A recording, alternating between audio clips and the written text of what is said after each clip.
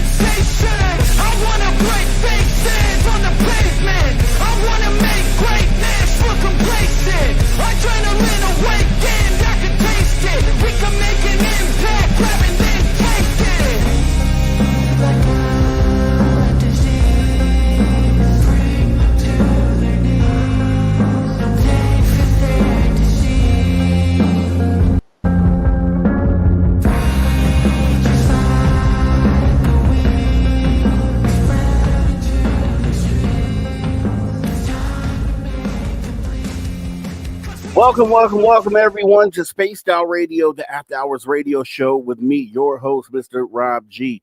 We are in the spooky season. Yes, it's that time of year where you get your candy. Are you going to be the trick or the treat this year? I don't really know. I may be giving out candy. I still am undecided on that. I really want to go out to a Halloween party. So if you know where one is, definitely let me know. Let me hop in the chat and see who has come on in here bright and early. Looks like Kitty Catty Whack. We'll go ahead and give Kitty Catty Whack the gold here tonight. We have Mel WD40 with the silver saying, bet that planet sucks. The planet of the vampires. That's what he's referring to. And yeah, it definitely sucks. Boom, boom, pa. Appreciate the humor there. We have Sangiato. Hi, Sangiato, coming in with that bronze. We do appreciate you showing up here bright and early right here on Spaced Out Radio, the After Hours radio show. Moody Mungle donating early, asking a really pertinent question. And this isn't me. This is Moody Mungle saying, why are you doing a show about my mother-in-law's planet? I'm not saying that Moody Mungle's mother-in-law is from the planet of the vampires. That's Moody Mungle saying that.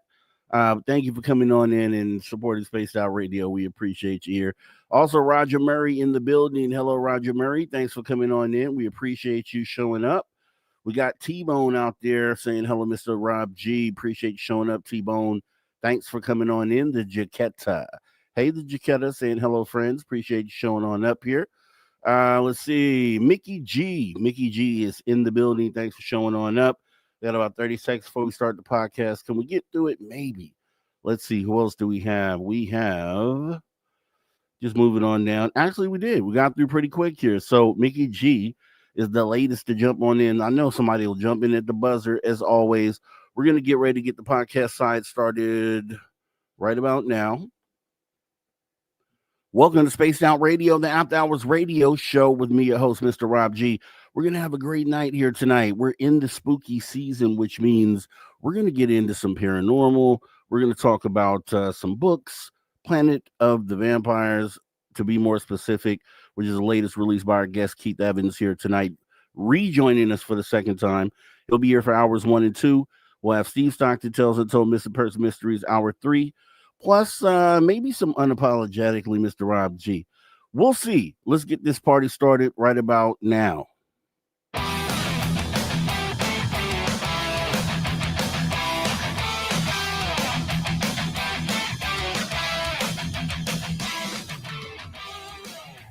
Greetings, space travelers. Welcome home. You just tuned your dial to Spaced Out Radio, the only place where you can own the night. I am your host, Mr. Rob G. And tonight, we're broadcasting on our terrestrial affiliates across North America, plus digitally on digital platforms all around the world. Don't forget, you can access our archives. They're absolutely free. YouTube.com/ at Spaced Out Radio. And while you're there, please consider hitting that subscribe button. Also, don't forget to follow us on X and Instagram at Spaced Out Radio and at Spaced Out Radio Show. Our website is still spacedoutradio.com, where the options are endless. You can stay up to date with us on Newswire. You can get yourself some official Spaced Out swag. Plus, you can rock out to the man that you hear right there, Mr. Ron Bumblefoot Dog, and so much more. Fantastic show tonight. We have Keith Evans joining us talking Planet of the Vampires. Get in some paranormal talk. We're just getting some all-around spooky talk since it is that spooky season. We'll do that for hours 1 and 2, and then we'll get into some Steve Stockton Tells It Told Missing Person Mysteries, hour 3, and maybe some apologetically Mr. Rob G. Unapologetically, I should say. Let's go ahead and get this thing started here tonight and bring in our guest. Once again, science fiction author, also paranormal researcher, Keith Evans. Keith, how are you? And welcome to the show. Hey, I'm doing good. Thanks for having me. Yeah, definitely had to have you back. I know we sort of got into a little bit of the Planet of the Vampires last time we talked. And I thought, hey, you know what? We're in the spooky season. It'd be perfect time. And since we talked last, you've released the book. So now the book is actually out on the market, which is cool and right on time for the spooky season. Did you line it up that way for it to be out during the spooky season, or what were your thoughts there? Well, actually, I wasn't going to write a book this year, and I didn't really have any good ideals. Of course, I can write about paranormal research I've done in the past, and I will do that eventually. Um, and all of a sudden, I got this, I thought, Planet of the Vampires. And I thought, every chapter kind of, another day, another chapter came up. And it was almost just like someone was feeding me the information. Mm-hmm. But anyway, it only took me 2 months to write the book. And I published it, I guess, sometime in early September. So it's available on ebook, Kindle, and paperback and hardcover on Amazon. But Planet of the Vampires came very easy. And I kind of based it on, the book Vampires Dead or Alive. I looked at all the characteristics of a vampire and I said, well, where would they live? If they came from some planet, where would that planet be? And I had read about a planet that was discovered in 2016 called Proxima B. Oh, Proxima Centauri. Yep. Centauri. You're right. So thanks. Proxima Centauri B. And I just said that has to be the planet where they came from. Because I was looking for a planet that was rough enough that would motivate the vampires to want to travel to Earth. And I think they actually traveled to Earth probably long before human beings ever took shape. But anyway, I think they've been here a long time. And vampires, to me, they do not die. They can be destroyed. So what a perfect species for long space travel. And Proxima Centauri B is approximately 4.2 light years away from, Earth. So that's the amount of time it takes for light to travel in 1 year. So if you have a spacecraft craft that can just about go that fast, and you can overcome the moment of inertia so that the people inside aren't squished to death when they're moving that fast and have to slow down or speed up. Um, then you could probably get to Earth in maybe a little less than 5 years. And I think if any species can survive it, vampires could. And when you say that, and that's very interesting that you brought up that footnote there. That yeah, as far as when we think about the vast distances you have to travel through space, it would make sense that you would have a species that has a super long lifespan, or is what they call the vampires, the undead, right? So they just are immortal, essentially. So those would be the perfect situations for something that were to travel the stars. So that makes I would like to see something like that. And when my mind kind of goes off on a tangent when I think about that, because I'm like, okay, then can we think of vampires? We think of vampires as we see them on TV, fangs and the cape and the whole thing, right? But if we're thinking about vampires in a metaphorical sense, right, where it's a being that takes on the characteristics of a vampire, and I don't know, like, what were you thinking when you started putting all this together? Well, I don't feel that vampires are the bad guy. I don't. Growing up, everyone disliked me, and I thought I was a heck of a nice person. So, and a lot of people didn't like me because of what someone said about me. And I had family members that would just talk, talk, talk, and talk. And sadly, a lot of people listened. So I thought, well, just because a lot of people think vampires are bad, well, maybe they're not.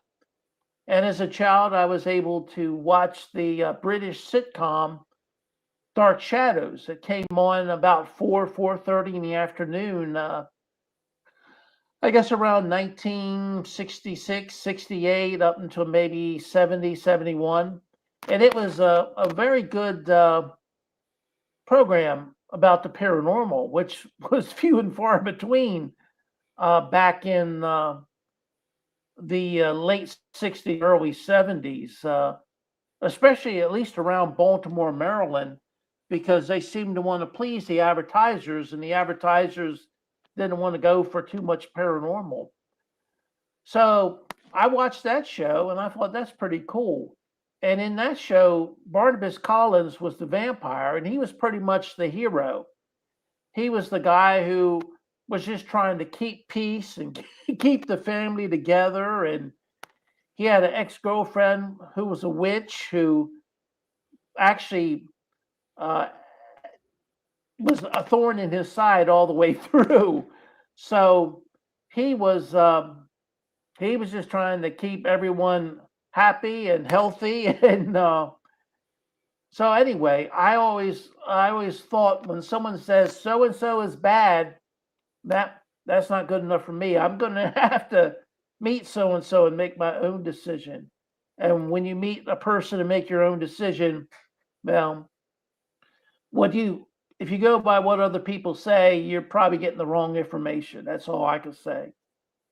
Yeah, and when you say that, listening to what you just said there. I'm thinking, okay, you talking about these beings potentially being nice guys, right? In the way that you had written your book, that makes a lot of sense, and that makes a lot of sense. And what I'm sitting here thinking is, okay, so if you have someone that's immortal, like a vampire or whatever, what have you, some an undead immortal thing, that do they look at life, or do they take life for granted then if you're immortal, or is it that you would understand the value of life and what it means to be alive, right? And then therefore you care about the life of others or other species.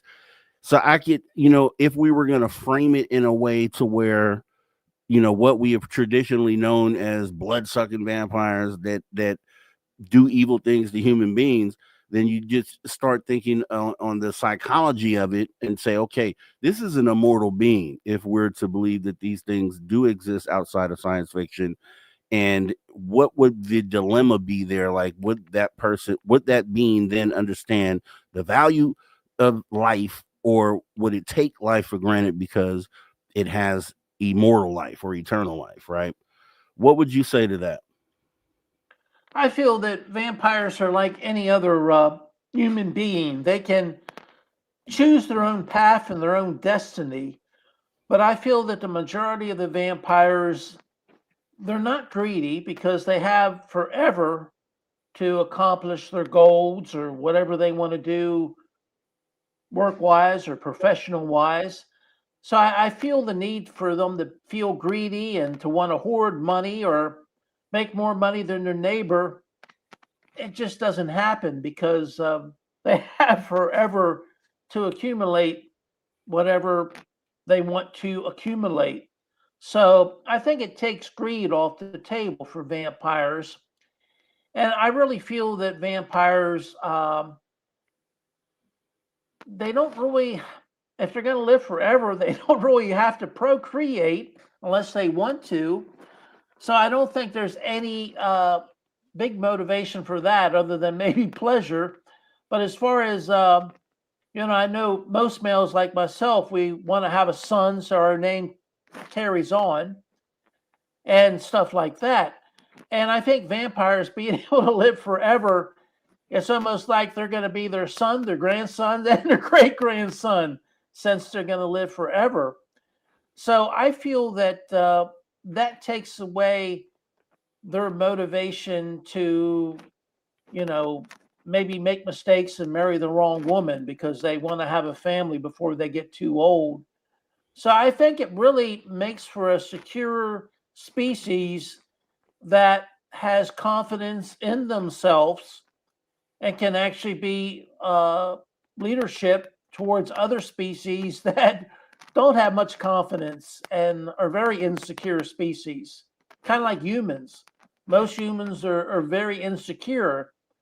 If the other human don't look exactly like me, you know, some people would say, well, there must be something wrong with them or something immoral about them or they're lesser than me or such things like that.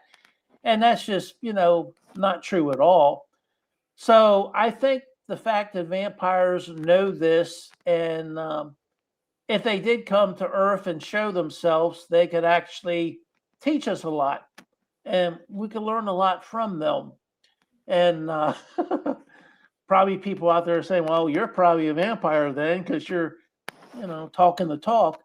Uh, no, I'm not. I'm not a vampire, but I can think of a really spooky thing that happened to me right after I retired in January of 2017.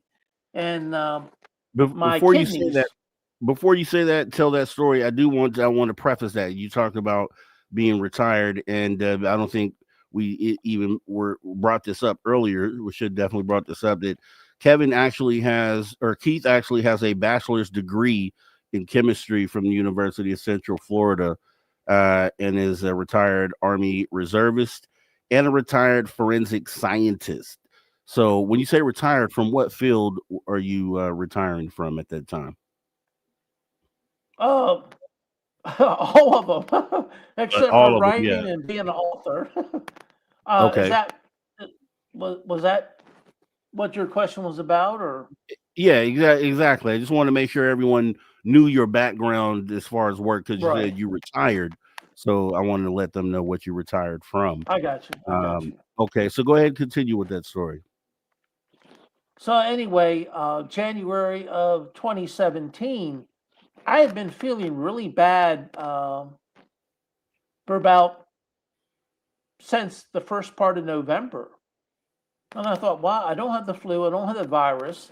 And at night, I was having night sweats, and I thought, well, I'm not having nightmares to have night sweats. And I was just in horrible shape. And finally, they had home health care checking on me, and the home health care nurse came and um, she said, I asked her, I said, well, she said, I'd like for you to go to the hospital. And this was New Year's Eve, going from 2016 to 2017. And she made a phone call, and I couldn't hear what she said. And then I heard the siren kick in. And I said, well, that's for me, isn't it? And she said, yes. So I went to the hospital that night, and they didn't know what was wrong with me. And they kept asking me, like I knew. And I'd never had kidney failure before.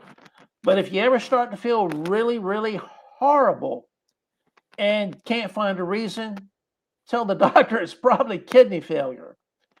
So when they found out, they didn't know it was kidney failure until I started to go into renal failure. And then 2 doctors came into my room like they had won the lottery, all happy about it. And I'm like, what? And they told me, Mr. Evans, you're going to die. And I thought, Wow. hey, as an Army medic, I would never tell a patient that, even if it was true, because that's the quickest way to send a patient into shock, which then just goes downhill from there. So anyway, having been an Army medic and been in the Army, and I thought, God hasn't said I'm going to die, so I'm not going to die. And I told them that, and they kind of laughed. I thought, later on, I spoke to both of the doctors about it, and the one doctor just looked at me mean and said nothing. And the other doctor told me that he said he had to tell me the truth. Anyway, so I proved them all wrong because I'm still alive, and I'm not a vampire. But I might have relatives that were vampires in the past. And I really feel all of us might have a little bit of vampire in us. I think vampires were the ones who manipulated our DNA. And we do have DNA within our bodies that no other animal on Earth has. And I think that's because the vampires, thousands of years ago, manipulated our DNA to make us more like them, probably so they could breed with us, so they would have offspring that wouldn't have to avoid the sunlight like the plague. And the reason why a true vampire has to avoid the sunlight is it'll cause their DNA to unravel. So that's the reason why they start steaming and start to die when they're exposed to our direct sunlight.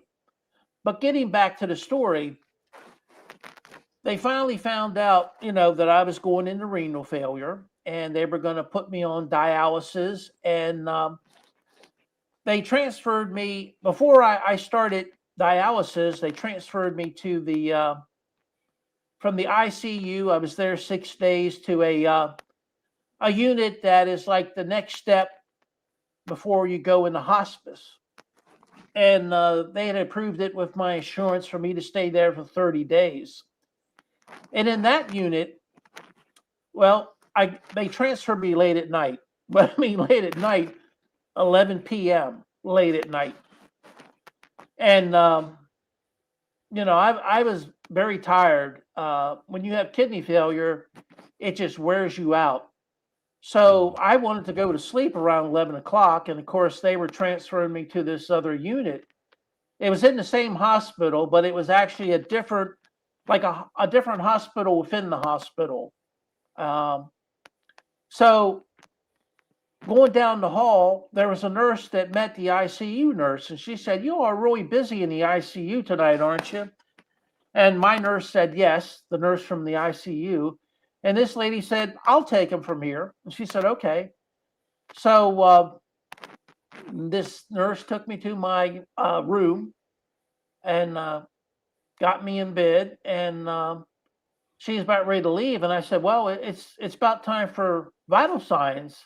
So she took my vital signs, and then as she started to leave, I said, "Don't forget my my chart," because my chart was down by my feet. And I handed her my chart, and I went to sleep. I thought, good, I get to go to sleep now. because it was probably close to 11:30. 12 midnight, I heard this lady say very loud, "What are you doing here?" Really loud. And I woke up and I said, "I'm trying to sleep." And she said, "Who are you? And what are you doing in this room?" And I'm like, "Well, I'm Keith Evans, and the nurse brought me in here." And I said, "She took my blood pressure and my vitals and all. Don't you have that in my chart?" And she said, "We don't even have your chart." So I looked, and the chart was between my legs, down between my feet, down towards the bottom of the bed. So I handed her my chart, and I thought I was going to get kicked out of the hospital that night. She thought I was some type of homeless man. And I thought, my God, what else can go wrong? You're having kidney failure, and then the nurses are just acting that way. Yeah, So I know you laugh. Yeah, go ahead. So anyway, that nurse that took my vitals, I described her to the nurse that thought I was some type of homeless person stealing the bed for the night, and she said that no woman worked there that from that description. Wow. She was like a woman probably in her 50s with kind of like silver gray hair, shoulder length, and she said nobody works there by that description. So people are going to ask, was in, maybe you were under anesthetics at the time. Do you think there's any of that at play, or did you feel like you were clearly conscious? I was clearly conscious, and I think the lady was something to do paranormal, but she was able to manipulate my bed. She was able to get me to the right room, to the correct room where I was supposed to be, but apparently she didn't contact anyone. And when I handed her my chart, somehow she must have put it back on the bed after I went to sleep. But the lady, I was working on my first book, The Hayes House Ghost for People too, and I was all tickled about. I told that lady who brought me to the room, who met the ICU nurse coming down the hall and said, "I'll take him from here." I told her all about my book, and she said, "Oh, Mr. Evans, I know about your book." And I thought later on, I hadn't even published the book yet. How could she know about my book? Yeah. So anyway, she had the there's two possibilities. She was either a figment of my imagination, and somehow I paddle boated my way into the room after the ICU nurse left, and nobody noticed me going down the hall by myself, or she had like a ghost or a spirit. But we're going to hold right there. We're going to hold right there because we're getting ready to go into our first break of the night. Right here, getting spooky with Keith Evans, talking paranormal, Planet of the Vampires, and a lot more. Don't go anywhere. We'll be right back right after the break.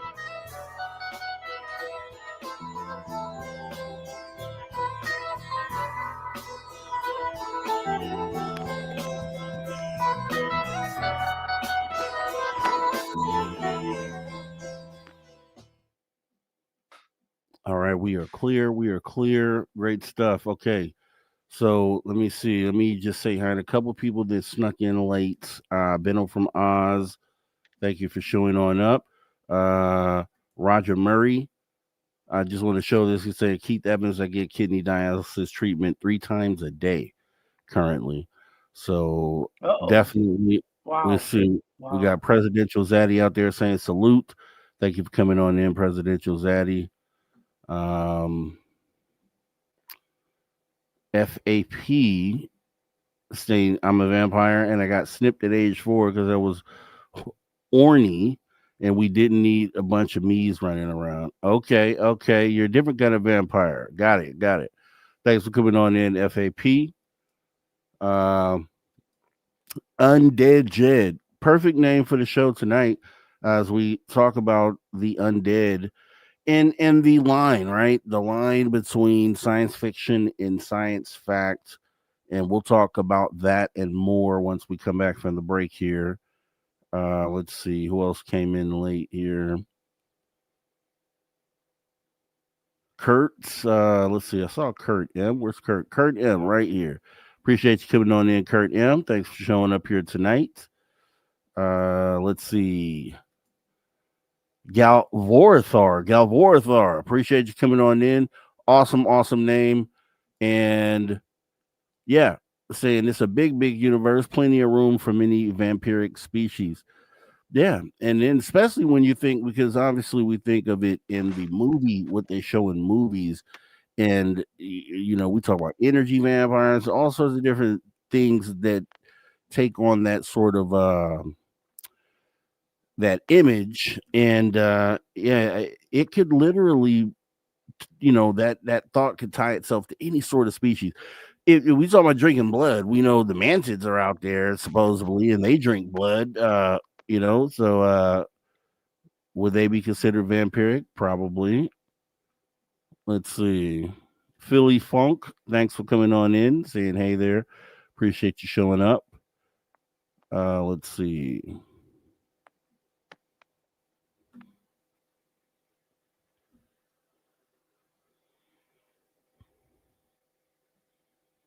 Think that might be it.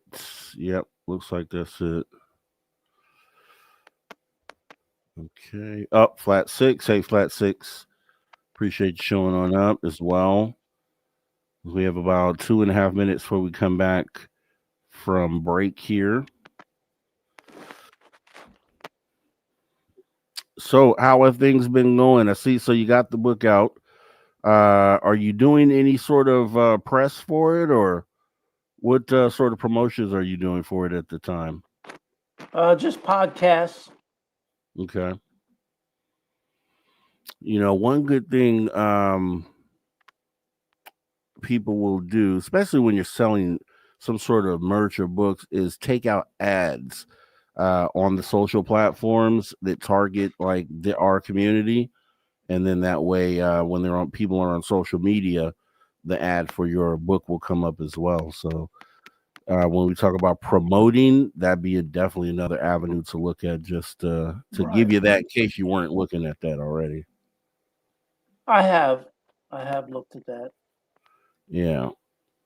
I haven't tried. I've been, I have my other channel, and I've thought about doing the ads. I haven't done it yet, so I really couldn't tell you what the success rate is, or the return on it. But it's just another way to get it out there. We got Matt Gutka, hi Rob G, and SORs. Appreciate you showing on up. Ramona Fredericks, I have a rule: if the dining table in the living room starts to float, I immediately leave my house and never come back. I'm with you, Ramona. We're right here. Believe me, if that happens to me, I'm out. I'm out. And I had some pretty spooky things happen to me. And actually, I think we talked about them on the last show, Keith, but I didn't get to show you. So I think I'll show you some of those things here tonight.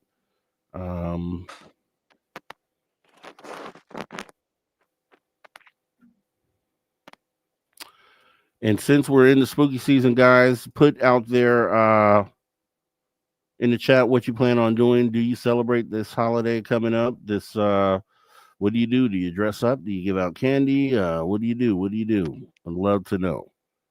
Put that out there in the chat, because we got about 45 seconds left before we're coming back. Benno from Oz 75 saying flying tables are a blast. So much fun. No, I don't know, Benno. I don't know. Was there a person that was on dialysis? Well, I hope they get situated, and hopefully they'll get off dialysis or get a kidney transplant. I was lucky enough that my kidney started to function well enough that I didn't need to stay on dialysis, but for maybe 2 or 3 weeks. I That's was very awesome. fortunate. Hold right I there. was We're coming very right back. fortunate. All right, everybody, welcome back. Spaced Out Radio, the After Hours radio show with me, your host, Mr. Rob G. We're back on the back half of the first hour with our guest, Keith Evans. We've been talking paranormal, we've been talking vampires, Planet of the Vampires, and kind of just going down a few rabbit holes here. It is spooky season, so why don't you go ahead and make sure you join us. If you missed any of the conversation, jump in the archive because it's free, doesn't cost anything, youtube.com/at Space Out Radio. All right. So, Keith, right before the break, you just kind of were putting the cap on the paranormal encounter essentially that you had at the hospital. The nurse that when you checked later was never there. That you had this full conversation with, and you stated yourself you were unsure if maybe it could have been a figment of your imagination or if it was something that really happened. And that's the reason why I brought up the anesthesia, because you're in the hospital. Usually they're giving you something, but you would definitely know way more, obviously better than I would on that. Well, Can you? actually, it happened to me a couple times. Another time it happened. Uh, it was one day that I didn't have to go to dialysis, and a lady came into my room, and they had me on this medication, chemotherapy, because they were afraid that my immune system would attack my kidneys because my kidneys were in such bad shape that my immune system would consider my kidneys to be a foreign object. So they put me on chemotherapy for that. And they had me, like anyone who was pregnant or, couldn't come into my room. So uh, the nurse went out and this lady kind of passed her on the way. And it wasn't, the rooms are kind of narrow for that area. And I thought, well, the nurse had to see this lady. And she sat down at the, you know, in the chair at the corner of my bed. And she said she was there to visit me and to let me know that I was going to get well. She said it was her belief that I was going to get well and make a full recovery. And I said, thank you. I agree with that, Wow. And anyway, she didn't stay very long. And she actually, held my hand, came over and held my hand, and her hand was warm. And she gave me a business card and said, if you ever need me, call me. And then she walked out as the nurse came in. It was a nurse that was very blusterful. She was like barking out orders, wanting me to move fast. And I thought, as weak as I am, I can't do anything fast. But anyway, this nurse she was like a drill sergeant. But that lady passed her on the way out. So I went to sleep. And then when I woke up, I couldn't find the business card. And I thought that lady was so cool. She was so nice. And she was like the only one in this hospital thinks I'm going to live other than me. Couldn't find the business card. So when the nurse came in, I said, did you take my business card? She said, what business card? And I said, the business card that lady who visited me left for me to call her. And she said, you didn't have any visitors today, Mr. Evans. And I said, you passed her as she was coming in and you passed her as she was going out. She says, you haven't had any visitors. And I thought, damn. So Yeah. anyway, but, most people, anyone who's shared with me that they've had hallucinations, they're usually very negative. They're not positive. They're not kind and generous and, So anyway, that Sound was, like an angel. Truthfully, sounds angelic yeah, more so. That's how you feel about it? yes. And when I was in the ICU, there was a situation I had more than one thing going on. To finish up in the Army Reserves and to finish up with the federal government to get a pension in both, I was taking a lot of ibuprofen because I had knee and back injuries, in line of duty injuries from the Army. And so this ibuprofen, it lays right at the top of your esophagus and before it dissolves. And it doesn't always go into your stomach. It kind of gets right there at your esophagus and it erodes the blood vessels. And I Mm. had bleeding from that also. And so one doctor said, had I not had the bleeding, they probably would have never found out about the kidney failure and I would have just died at home in my sleep. Wow. So anyway, um, they had taken me into surgery and put a clamp on the blood vessel that was bleeding. And they scheduled me for surgery to go back in for whatever they would have to do to clamp the blood vessel again, because they said it continued to bleed. So I don't know if everyone's heard of a doppelganger. And a Doppelganger, yes. doppelganger is like a ghost of a living person, a ghost that appears to you, but it's not the person. It just, they look like a person. And Okay, my sorry. theory is I'm sorry. You didn't say doppelganger, you said gobbleganger? doppelganger. Okay. D, All right. D like Doppler effect, doppelganger. Okay, okay. All right, go It's a ahead. German word. Go ahead. Because I thought doppelgangers were like someone you came across that was like your spitting image, like your twin, and that if you were to meet them out there in the No, world. it usually it's not you. It's usually a person that you know and trust. And my theory is a ghost comes to you looking like someone you know and trust so they can give you an important message. And the only way you're going to take that important message and act on it is if a person you trust delivers that message. So somehow the ghost or spirit looks like someone that you trust, and then you follow what they tell you to do. So anyway, earlier that morning of the day I was supposed to have surgery, I was supposed to go down, I think about 1 or 1:30 in the afternoon. My doctor, my kidney doctor, came by, and she usually come in the room because the ICU, the rooms are kind of small and the hallway's right there. But she didn't come in. She stood out in the hallway and she smiled. And I said, "You must have good news. You're smiling." And she said, "Yes, your bleeding has stopped," meaning the bleeding at the upper part of my esophagus had stopped. So that means I won't have to go down for surgery. Mhm. So the nurse said, "All right, Mr. Evans, we're going to get you ready to go down to surgery." And I said, "Well, there's no need to." She said, "What are you talking about, Mr. Evans?" And I said, "One of the doctors told me that the bleeding had stopped." And she said, "Mr. Evans, you're going to cause your own death by not cooperating." And I said, "Well, the doctor told me that the bleeding had stopped, and I believe her."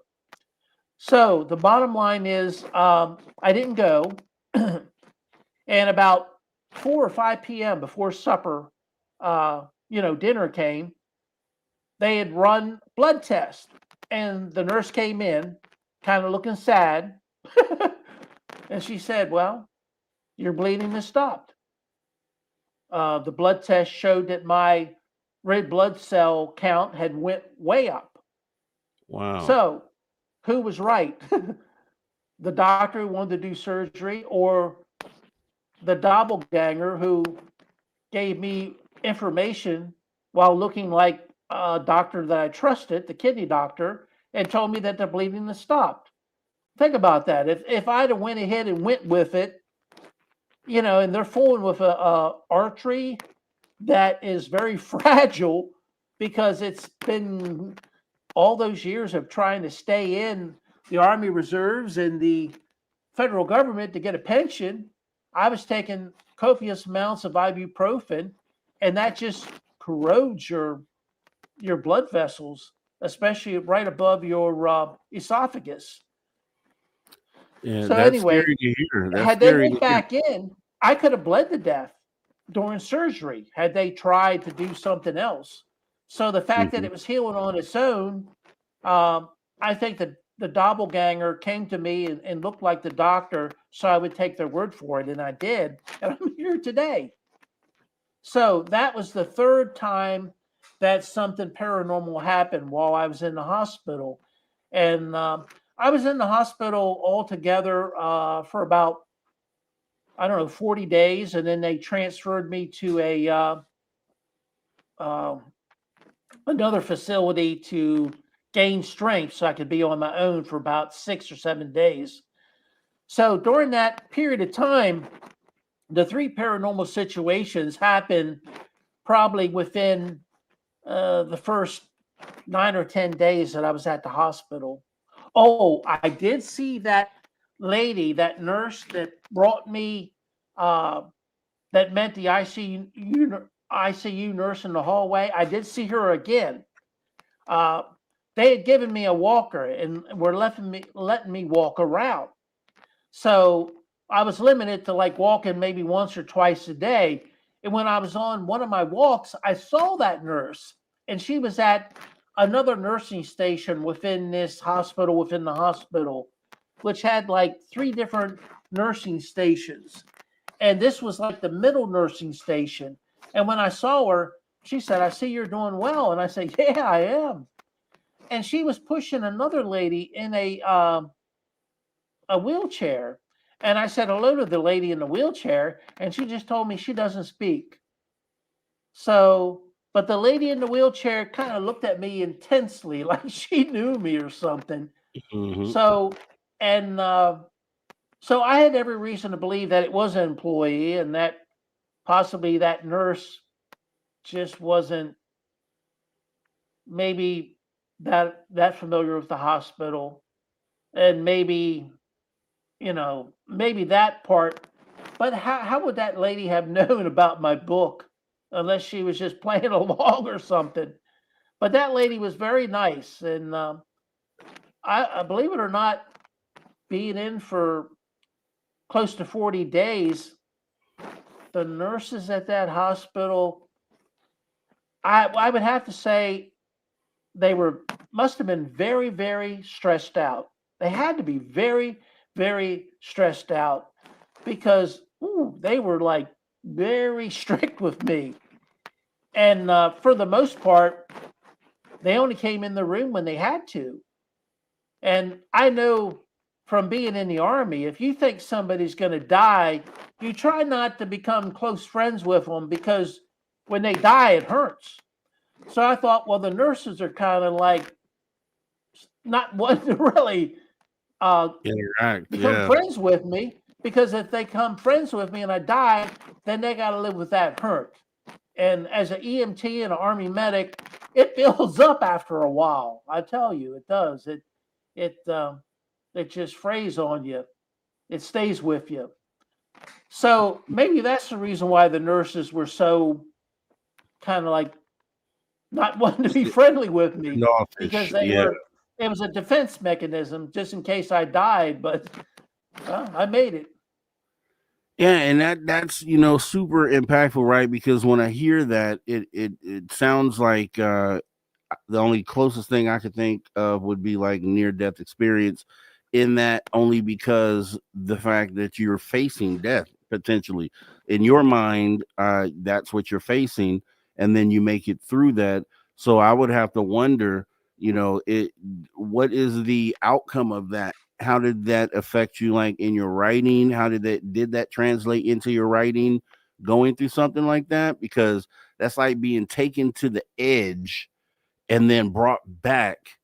And usually when that happens, people have a different outlook on life, or what we call life, and a different appreciation for it. So like when you came out of that, having that experience the way that you laid it out, how did that affect you, and did that affect the way that you write?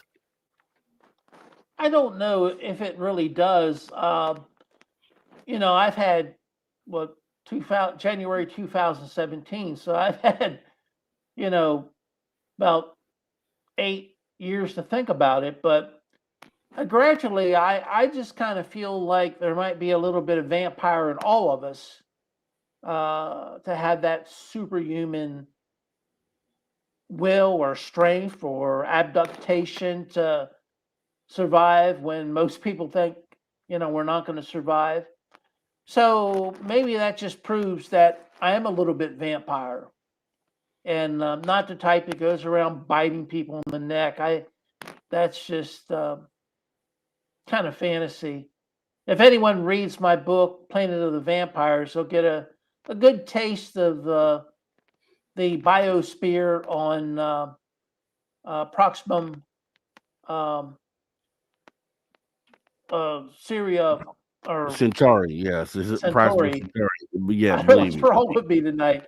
Proxima Centauri B, that vampires are just not bloodthirsty animals that want to kill you. Uh, Vampires can drink blood in many different ways and not have to kill anything. The fact that you're drinking animal's blood means that you're keeping that animal alive. We have to butcher animals to eat.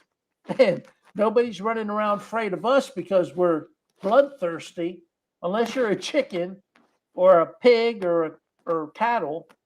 They might be a little bit afraid of us.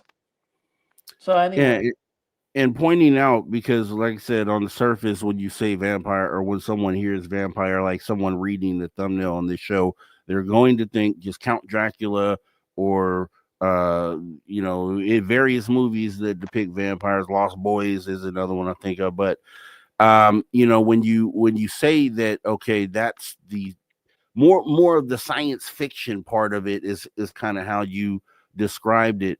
So then, where you also mentioned that when you're writing in this book about Planet of the Vampires, there's a different biosphere, a different situation. Could you kind of explain that so we can kind of get an idea of, like, in your mind, where the line between science fiction and science fact ends? What divides those two to you? where it's theoretical about Proxima Centauri B because nobody really knows. But what we do know, in theory, if the planet is tidal locked, that means one side is always facing its host star, Proxima Centauri, and the other side is always nighttime. So that means if they do live on the surface, they'd have to live at that thin strip, which is called the twilight zone, which is always like at constant sunset. It doesn't get the sun up at 12 noon right over your head at all, and it doesn't get any nighttime. It just stays sunset 24 hours a day, and it would be like circling the planet, a circumference of maybe 60-kilometer area where it would be not too hot and not too cold. But the only problem about that is the winds from the hot side will constantly be blowing towards the cold side. Mm-hmm. And when that happens, it might make it like hurricane force winds. You can't build anything, you can't walk, and you might have a hard time breathing with the wind blowing that hard. So I think most of the people or vampires species that live on Proxima Centauri B are going to live underground.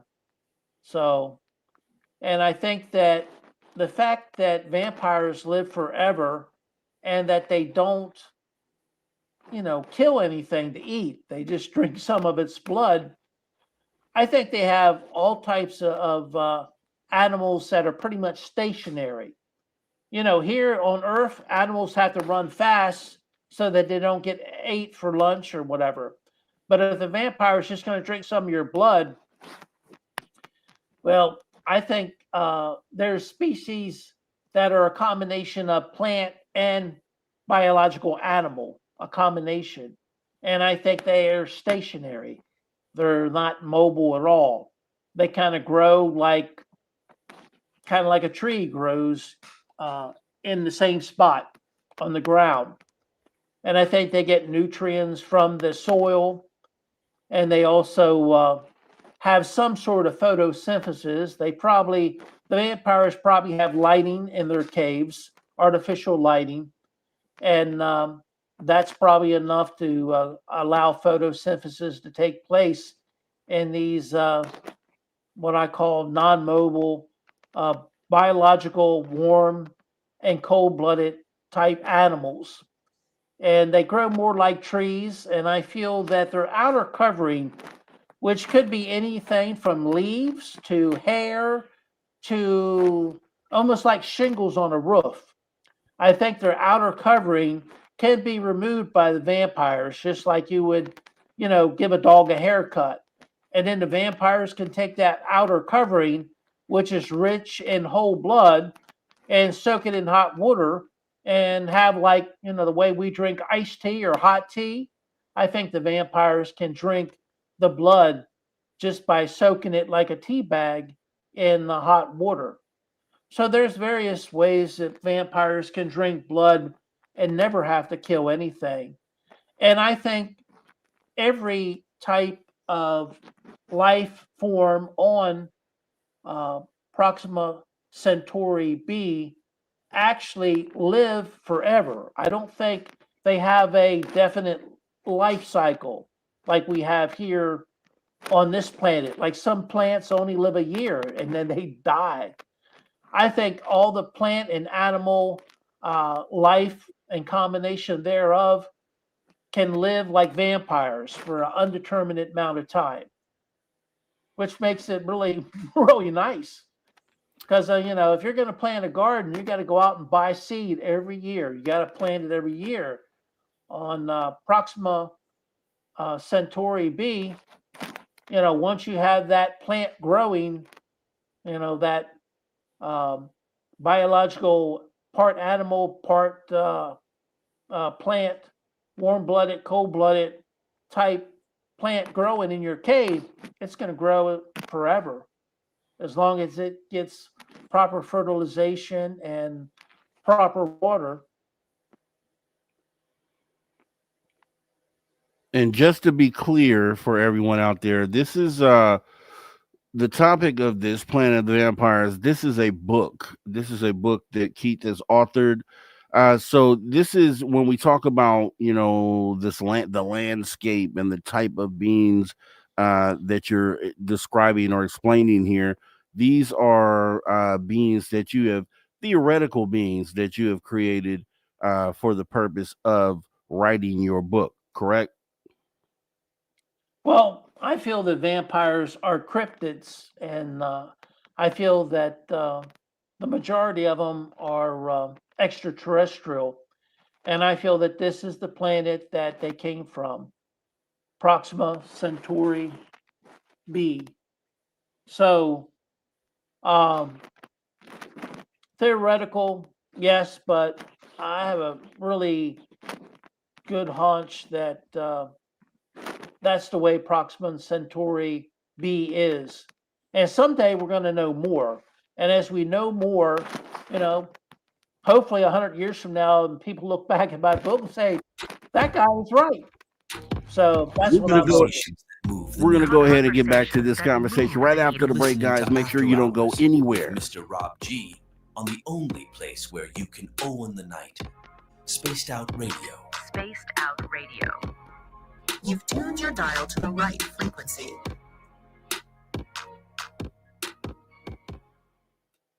All right, we're off camera for 5 minutes. Keith, I'll see you back here in a moment. All right.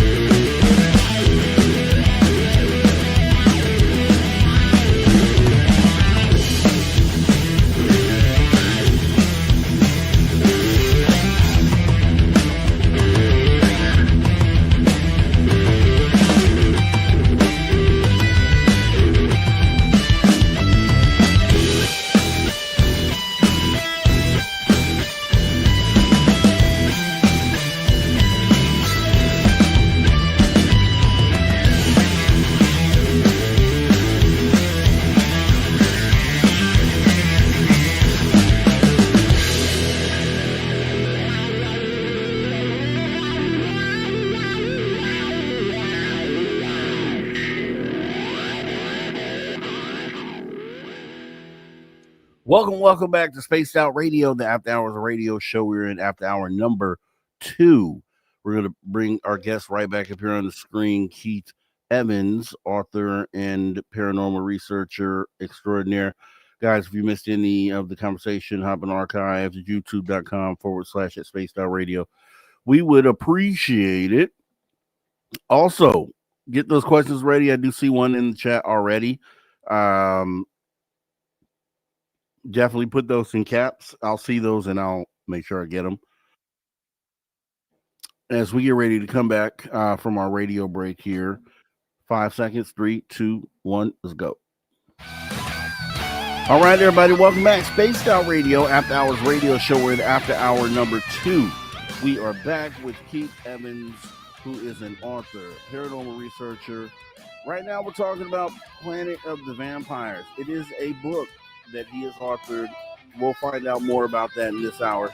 Also, your questions, make sure you put them in caps. We'll ask them at the end of this hour. If you miss any of the conversation, hop in the archives. Absolutely free. youtube.com/at Spaced Out Radio. Getting back into the conversation. So I did have a question here. Getting more specifically into the book itself. So your latest book came out about a little over a month ago. Planet of the Vampires. We've been kind of talking about some of your ideas behind it, some of what people could imagine this might look like, and you have the picture here depicted on screen, which shows almost like a sun or a what would you call that? A ball of plasma in the sky here. And what I would like to know is if you could kind of give a brief overview of the story without giving any spoilers away. So, like, what's the synopsis of Planet of the Vampires? How does this story unfold? Well, this is the sun you see there is a red dwarf, and if you were on the Goldilocks zone, you would not see that bright sun the way it is up higher in the sky. You would see the smaller sun that is near the right above my name, the middle of my name, Keith Evans. That little peak right above the horizon. Yeah. That's what it would look like if you were in the Goldilocks zone. The sun would always be just very low in the sky. So I wanted to point that out.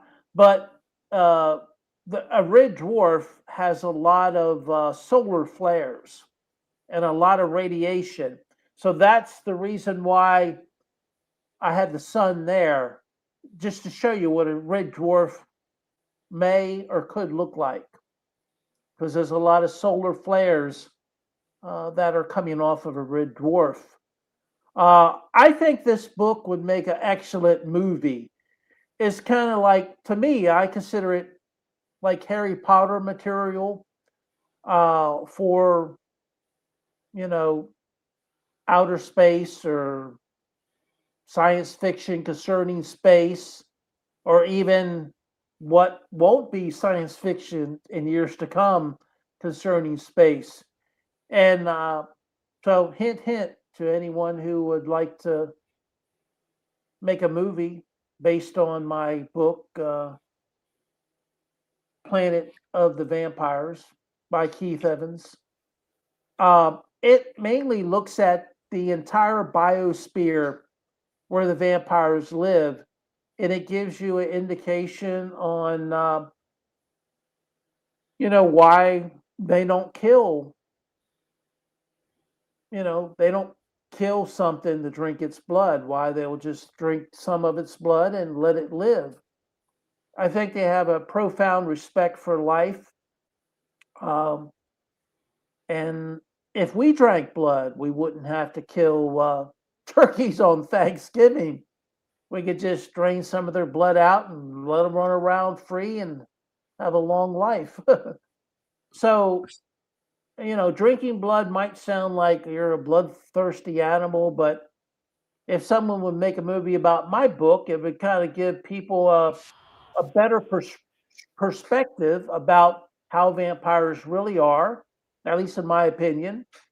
And I think it's great when you can have a satisfying meal without having to have another animal species pass away, so you can have that meal.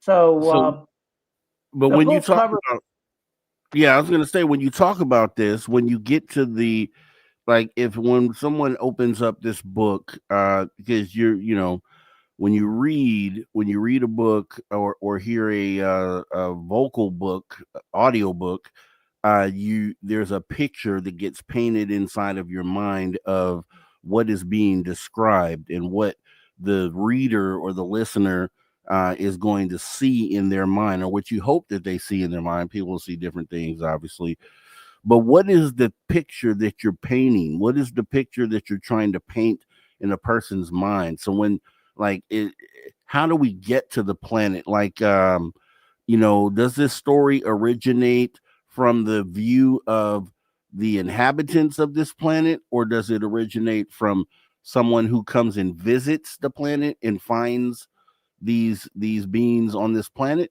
Or like, what is the perspective? How do we get there? And kind of what does it look like, if you could paint the picture to the audience so that they can get a visual of this world that you've created? I guess it would be a perspective from just the everyday vampire, what they go through, the fact that they mainly have to live underground so that they're not freezing to death. And freezing to death wouldn't kill a vampire, but someone would have to rescue them and thaw them out.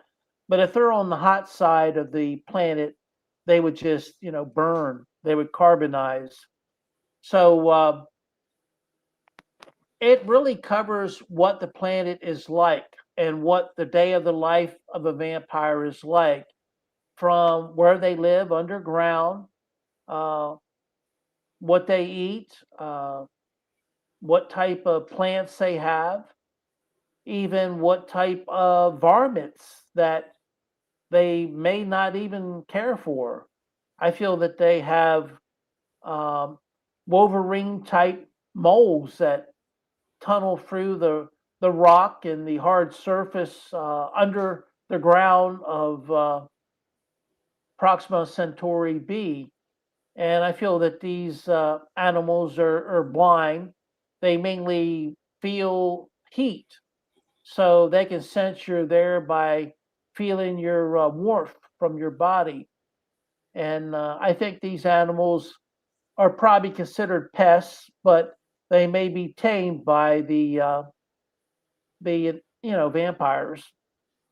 And I talk about everything from their water sources, how they generate electricity so they have light for the caves, what type of governments that they have. And I think vampires are very limited on any type of central government. I think most vampires have a code of conduct that all vampires live by. I think they're strong believers in do unto others as you'd want others to do to you. And vampires can read your brain waves. And I think they tuned out, if your brain wave is you're looking at the neighbor's wife in a bikini, and they don't really have time for that today, they'll tune that out. But if you're sitting there thinking, well, I'd surely like to rob that vampire because he's got more than I have, well, then they're probably going to key into that. And I think that means that there's very little crime or violence on this planet between vampire and vampire type violence, because they already know if you have any type of malice thought against them. They already know that. They know if you're jealous of them because, they're taller than you or skinnier than you or whatever. They already know that.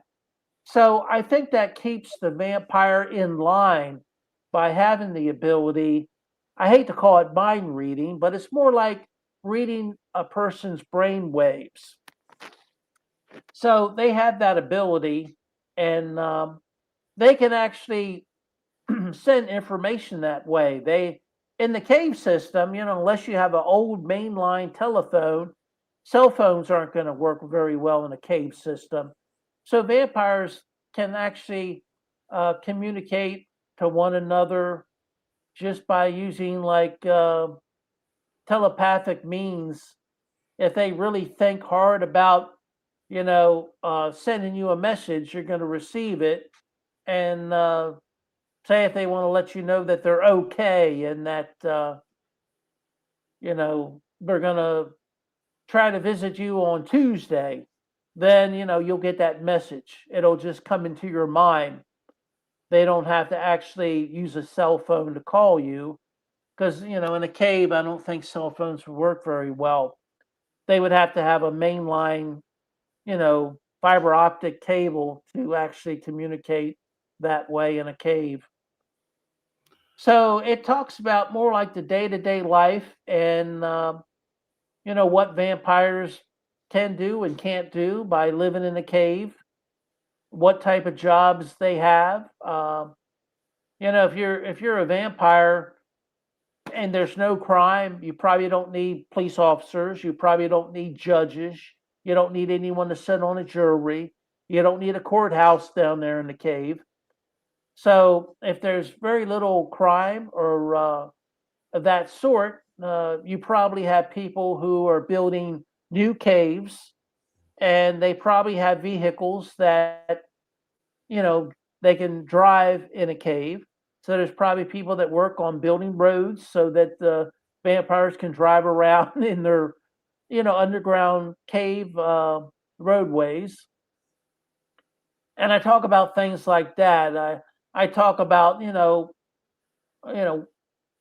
what they eat, and I feel that vampires on Proxima Centauri B hardly ever eat by biting a person and drinking their blood.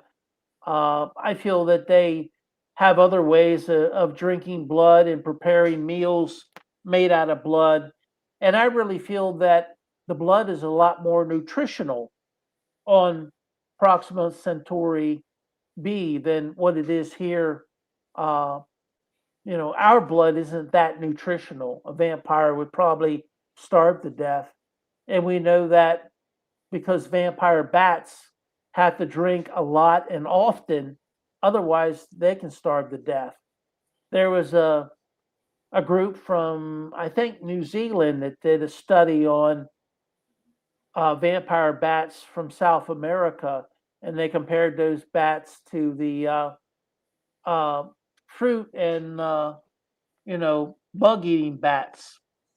And they said that vampire bats are more apt to starve to death because when they do drink blood from, say, cattle or elk or sheep or whatever, it's not that nutritional. So they have to drink often. So, but I And feel that it's different on Proxima Centauri B. I think blood there is probably nutritional enough that a pint of blood will maybe be a day's worth of food, at least one meal. what are these? Obviously these creatures or these beings are something that you have processed or that you have created. What do these things look like? Like, what are they? If you were explaining how these things look to a person, what do they look like? What characteristics do they take on? The vampires look like you and I, very similar. Okay, so they would be humans or in humanoid sort of form. They would look exactly Yes. like us. They might have just very pale skin because they live in a cave. Most of our animals on Earth that live in a cave are, some cave animals are kind of like you can see through them, but most cave animals are kind of like white or, at least clear color. And so that with them being these eternal sort of beings, what would be the drive behind them going off planet? Like here on Earth, obviously, we strive to go off planet as a human species, and it's just something that drives us. We don't really understand why I don't know what a good answer to that would be, really. The reason why we want to go out and kind of populate the solar system, aside from the human extinction being on a single planet species, be probably the only thing I could think of. What is the motivation in your book? What is the motivation behind this species wanting to leave said planet and intermingle with Earth? Well, I think that Earth is very nice weather. Any place on Earth except for maybe the North and South Pole is fairly livable weather. It's not like they have to live in a cave. I would imagine living in a cave can be very maybe claustrophobic or stuffy. Being able to live on the surface, if relatively, if it snows, you might have to have boots on or a hat or something like that and a warm coat. But on Proxima Centauri B, unless you're living on the surface in the twilight zone, it's either going to be too hot or too cold, and you're going to have to live in a cave. So I guess the fact that they won't have to live in a cave would be the motivating drive. It's such a pleasant, how we like to watch the sunset and the sunrise and look up at the blue sky, and it kind of makes us happy. I guess it's the same thing for the vampire. They're tired of looking at the walls of the cave. I think So that's what motivated them. how do those beings look at coming to a planet that is full? It has 8 billion intelligent beings on the planet already. Like how is that dynamic? How does that dynamic play out? Well, I think they would just fit in. They wouldn't tell anyone that they were a vampire, Mm, so I don't think that they would it do them any good to tell anyone they were a vampire. I mean, yeah, you right, know, right. half That of the makes people would sense. want to kill them, and the other half would want to get an interview or write a book about them, like me. Interview with the vampire, no pun intended. Go ahead. Well, hopefully someone will make a movie about my book because I think it would be something different, and people like to go to the movies and see something different.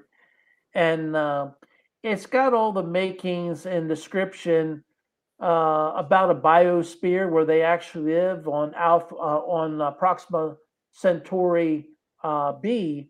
And but I think it would take probably a movie studio from overseas. I don't think Hollywood would be ready to do a movie about Planet of the Vampires, but I think there are studios within the world, maybe even the UK, since they did Harry Potter.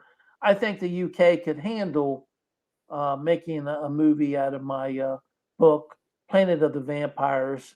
And so, hint, hint to anyone who's motivated and wants to get a blockbuster movie going.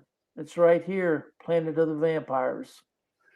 Yeah, and I'm with that, and that's the reason why I was asking the questions like I'm asking, because I want you to paint that picture for people out there, so you can kind of take them to this place that you've created, that you could take them, mentally to this place, and they could see these things in their mind. And I like the whole aspect of having some sort of species out there that is technically on the undead side, or kind of immortal, or lives longer than we can even understand. I like that aspect of it, because those would be likely the ones that would space travel, like I said earlier, based on vast distances. So I can see how that could work, especially if someone were to write a script about that. Also, just when we talk about vampires, coming with vampires as more of a metaphor of of because the traditional way that we know vampires is the way that we see them in storybooks, but the way that you could spin it to make that work would be okay. We understand when we talk about the vampire story that is commonly known here on Earth.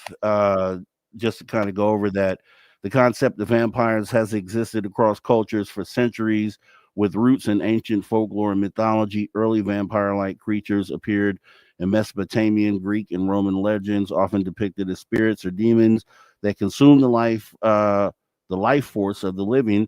In Eastern European traditions, particularly during the 17th and 18th century, vampire evolved into an undead figure we recognize today, corpses rising from the grave to drink human blood. These stories are often spread in response to the unexplained deaths and diseases and outbreaks. The modern image of the vampire is charismatic, fangled, immortal, solidified in nature and film, in literature and film, mostly famously with Bram Stoker's 1897 novel Dracula, which influenced countless portrayals in pop culture. So, I mean, you could definitely, you could say, okay, the way that your book could kind of tie into the earthly folklore would be that, yeah, they been coming here since the 17th century, right? Or in it would definitely make those two worlds intersect. And then I could see definitely where the movie could come off of that, because that would actually be a pretty good movie. See, not I assuming think they've been here longer than here. that, though. They've been here much longer than that. They vampires were the ones that I feel manipulated their DNA so that we went from being more like a chimpanzee or a gorilla to being what we are today. And I think they did that probably because they wanted to mate with us. And I think a lot of our DNA that isn't seen anyplace else on Earth is from our vampires, our ancestors that were vampires. I think they manipulated our DNA. And I think they're a very old, ancient culture that's very wise. And I think we're here today because of vampires. I think they were the ones that did the manipulation of our DNA. And you'd have to go back at least to that part, and then you can jump forward. But I really feel that vampires get a bad rap. And, during the Middle Ages, when we have so many diseases, you got to blame it on somebody. You can't Well, I blame it mean, on, not keeping the water clean, and not keeping the rats off the boats, and not keeping the mosquitoes from biting you, which could cause disease. So you got to blame it on the vampires. So we'll see. And that's a that, like I bad said, rap, though, because it's a, they don't it's a deserve great that. it's a great place where those two things intersect, because then when we think about just the pop culture earthly origin of vampires, they kind of just show up on the scene at some point. So then I don't think there's ever been a story out there told on how they showed up on the scene. And it kind of sounds like the book that you've written would be almost like a prequel to the current existence of vampires that we understand here on Earth. I could see how those two things could tie together, and that's why I was asking the questions, because I want to see how those two things intersect, where they would relate, and then it could be a situation where if we validate vampires here on Earth, because I know some people claim to be vampires that are out there in the world, that there could be a point where science fiction becomes science fact. And that's kind of why we have these conversations. So, it's good to do this during the Halloween spooky season, which is what we're doing here tonight. Going in on Planet of the Vampires, going off the path of UFOs, what we normally do here. And I think it's fitting for the time of the year. So, with that being said, we're going to go ahead and get ready to jump into our final break of the night. This is where we get to your questions. So make sure you put those in the chat and put them in caps. And then we'll be back right after this break on Spaced Out Radio, the After Hours radio show, with me, your host, Mr. Rob G, and our guest, Keith Evans. We'll see you back here in a few minutes.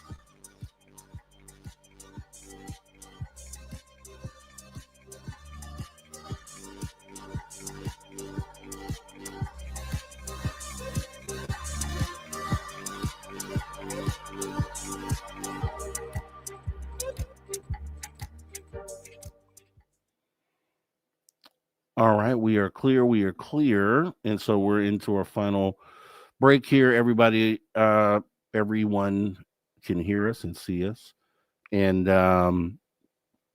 yeah, I'm liking it. So I think we were able to bridge both of those worlds and kind of intersect and make them one. And if we were gonna have a movie done about it, which I think, why not? Why not have someone write up a script for that and then kind of tie it into what we currently know as vampires here today and like how they got here. Like, this would be the good origin story. They came from Planet of the Vampires. And I think that would be awesome, Keith. Definitely you should get someone to write a script for that. It'd be great. And Yeah. I also want to remind people that I have a YouTube channel. On my YouTube channel, I do paranormal short sessions, which are just short paranormal research that I videotape. And I try to at least do one a week so that I can update it on the YouTube channel.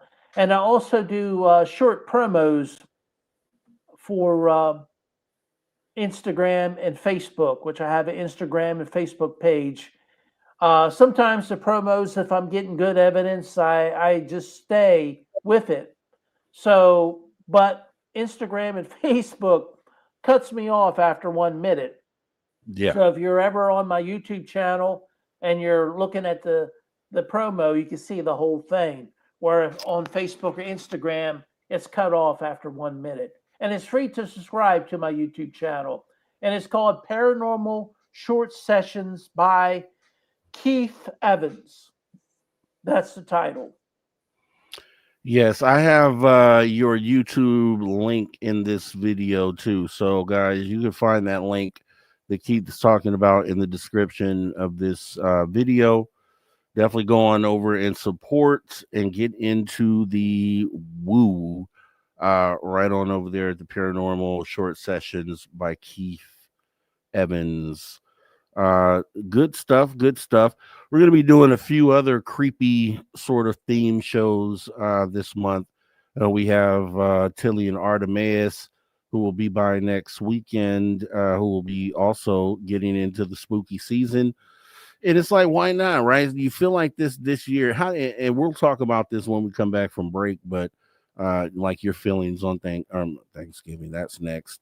Your feelings on Halloween and kind of what gets you going, because as soon as October 1st hits, you kind of start feeling that feeling, right, where you kind of want to start putting up decorations and getting the candy ready and all that stuff, which we're doing at my house currently. But we'll talk about that and a little bit more. We'll get to the questions as well when we come back for break here in about 2 minutes. And let's see. I did see some comments on this here. Moving back here. Yeah, if there's any questions, I'd be more than happy to answer any questions that you might have. Yep. I definitely tagged a few of them, and then they'll be coming in as I ask these here. FAP said, if those vampires drank my blood, they would die on sight. Yeah, or be drunk, right? Or is some people, got to make sure, and that's the dilemma, right? If you're a vampire, like, how do you know who has the better blood? Like, is this blood nasty versus that blood? And because I've been as we'll talk about in a moment here. The vampire can actually read your brain waves, and they probably just, if you're thinking about all the beers you've had in the last month, they might skip over you as far as drinking your blood. Well, yeah, you don't want any of this blood, sir. You don't want any of this blood here. Let's see. Broken Shadow Feather saying nutritious. Saying, I hope our blood isn't nutritious to them. Okay, yeah. I can agree with that. or to the mantids or any other things that come from out there that like human blood. Because there's been, some of these beings that people are saying like human blood, and I don't want to meet those, any of them. So vampires included, if they're coming, and it would make sense. Rather donate a pint of blood than to have them kill me and eat me. Oh, yeah, that could be the trade off, right? To make sure that they, Right. because I know on the what was it interview with the vampire, they were having to drink rat blood, right, for a while to make sure they wouldn't drink human blood. I think was the thing. I I didn't get to think see if I that can remember. movie. Oh wow, you got to see it. It's one of those that you just have to see. Definitely. So we're Well, coming back here in 5 seconds. We're coming back right now. All right. All right, everybody, welcome back. Spaced Out Radio, the After Hours radio show on the back half of the second hour.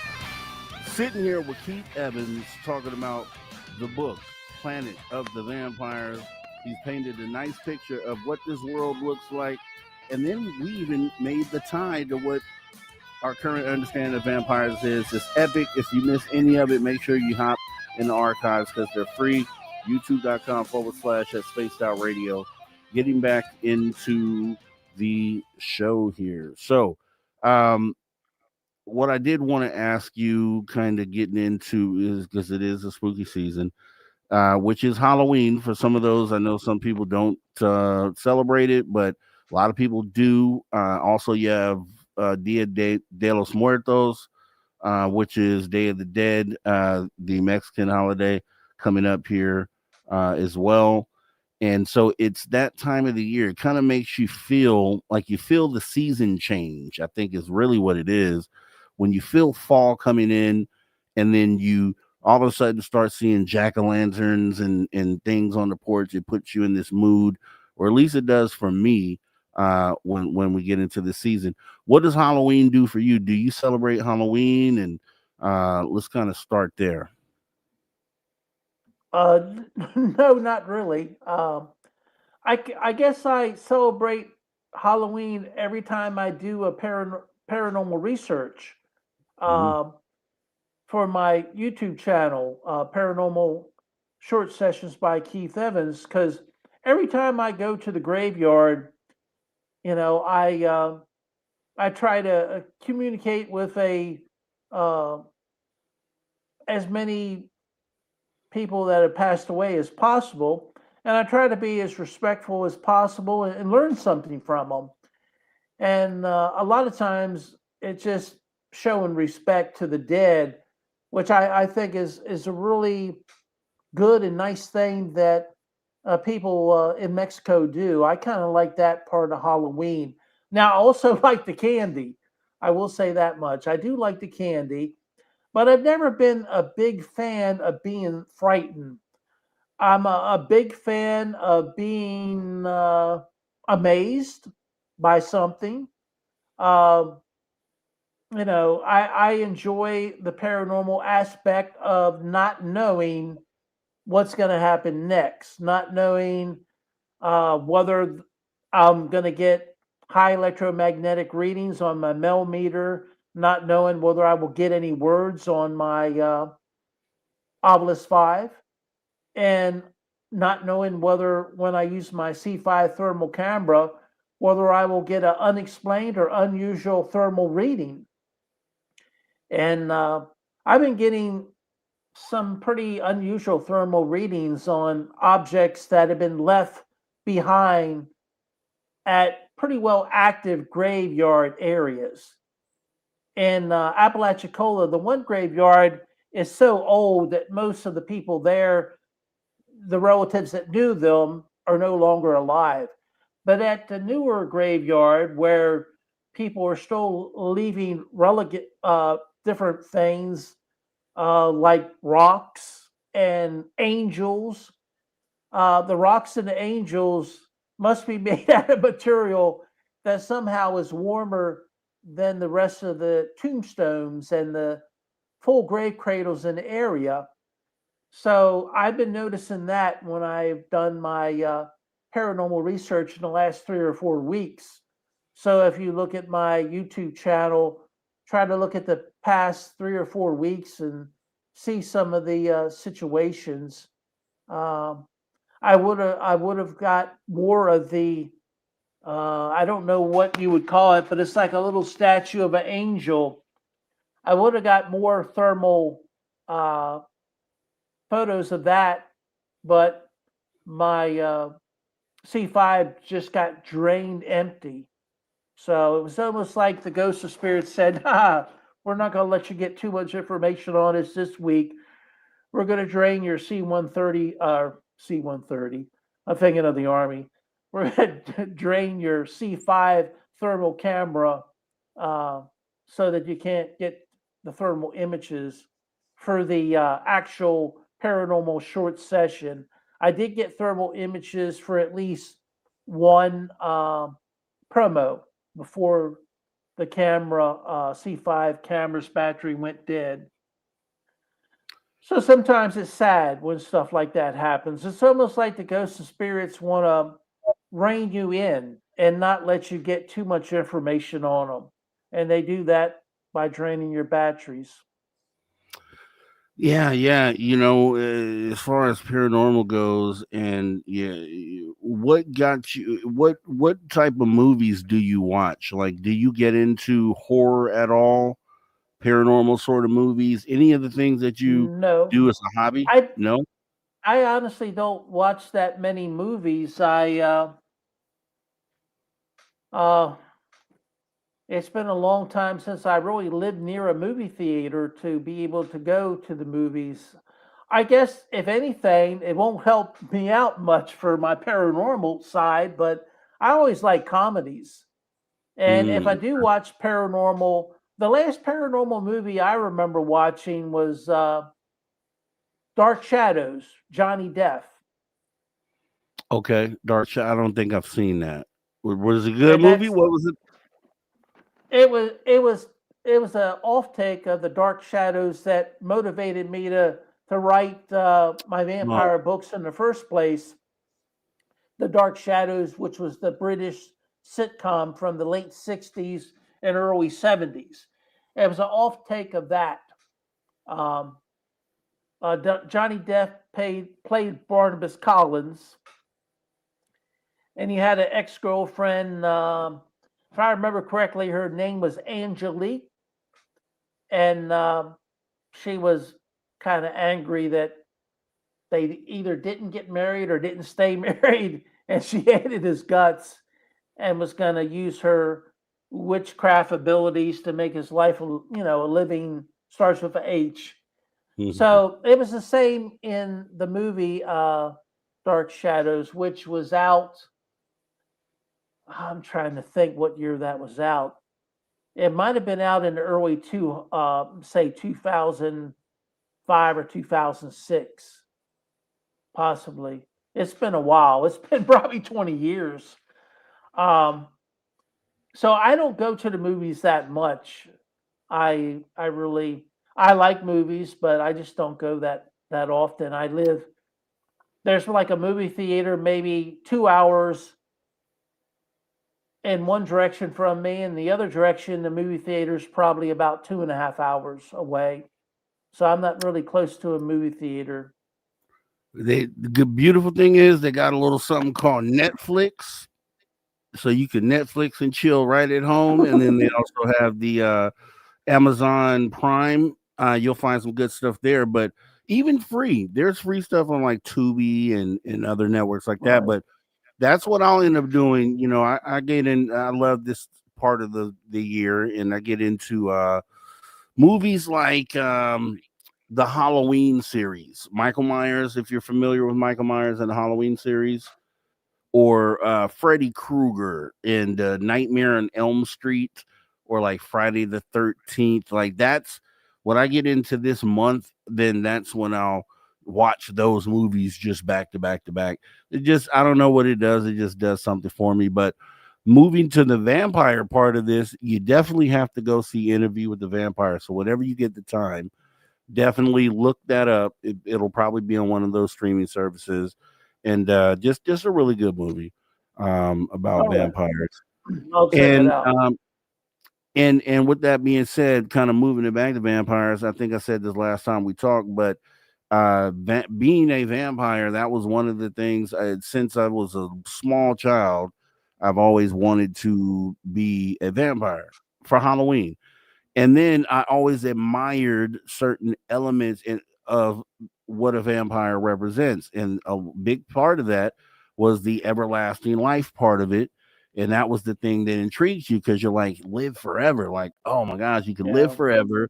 You could live as who you are, as young as you are, and just be that way forever. And that's always been something that has intrigued me. So I go buy those false vampire teeth, the plastic teeth, every single year. And that would be my costume. I just wear that. One time I did wear the Dracula face makeup, but then I realized that vampires are actually cooler than Dracula.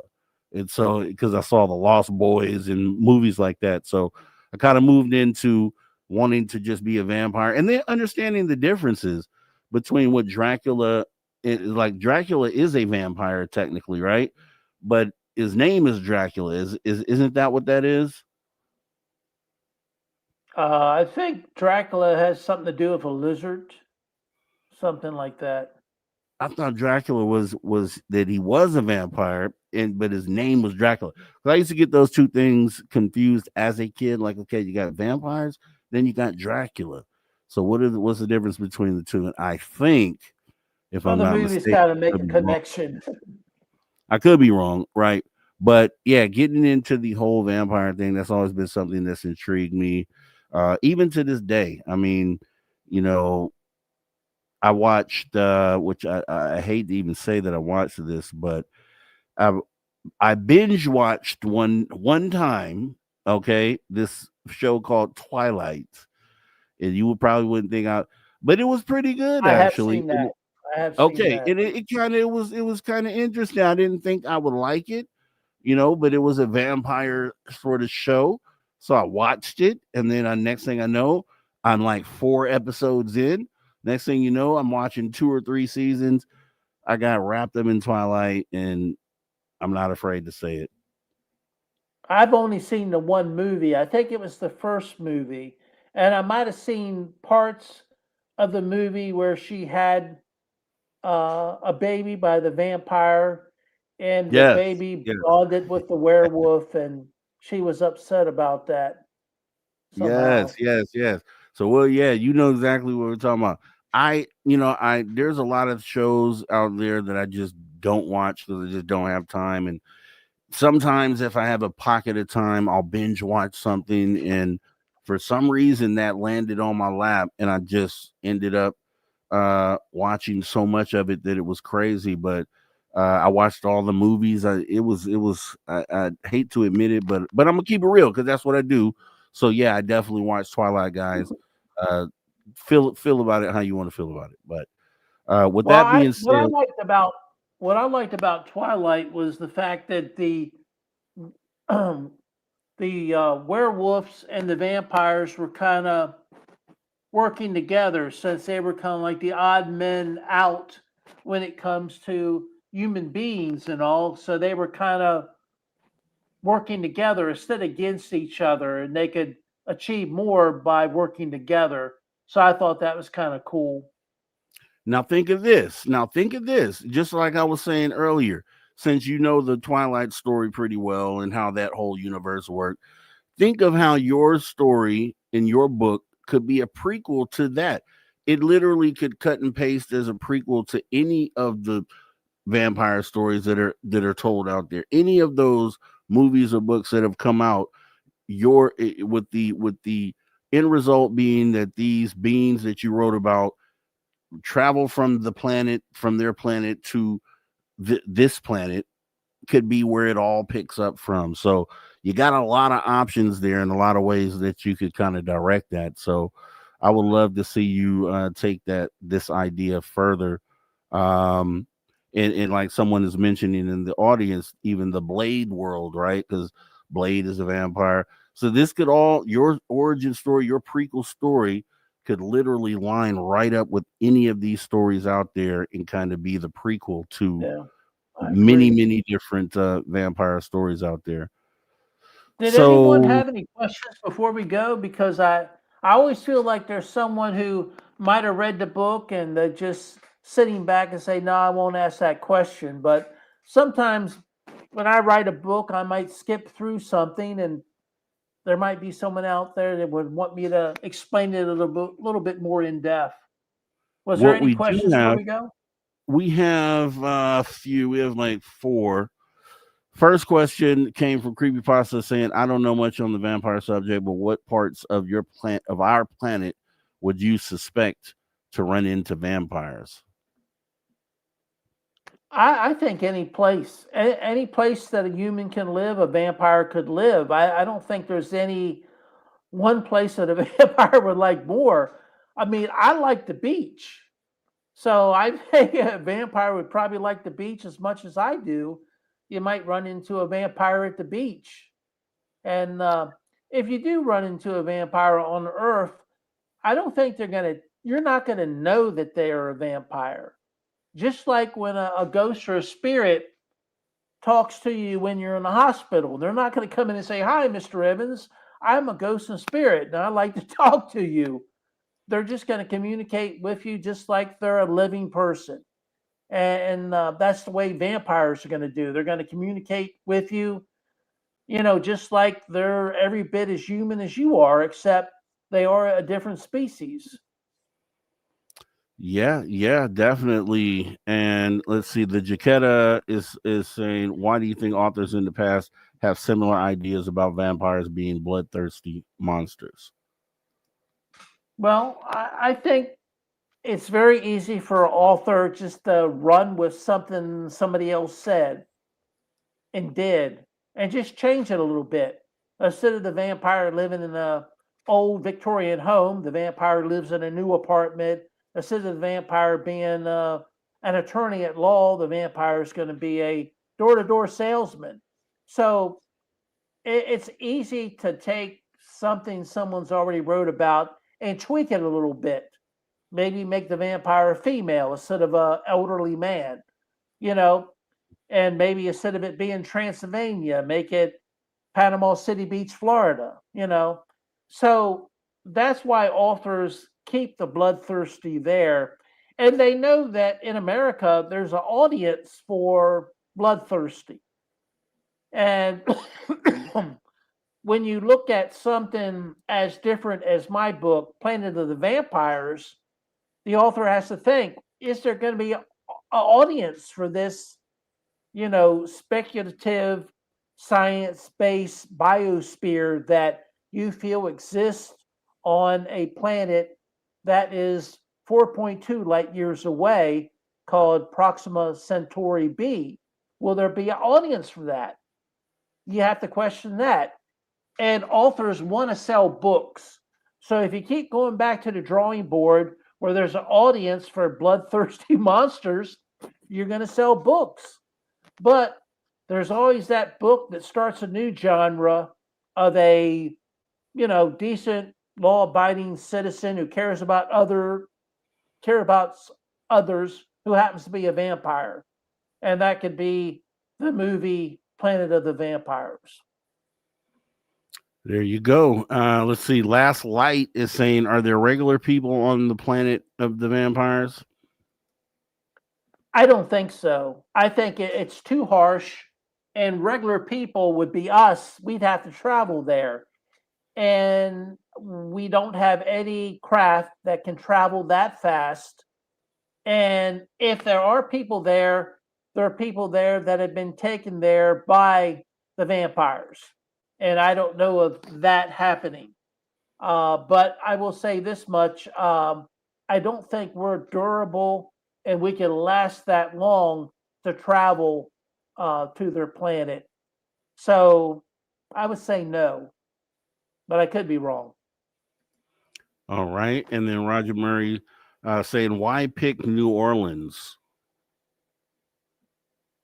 I don't know if that was a I reference. didn't. Okay.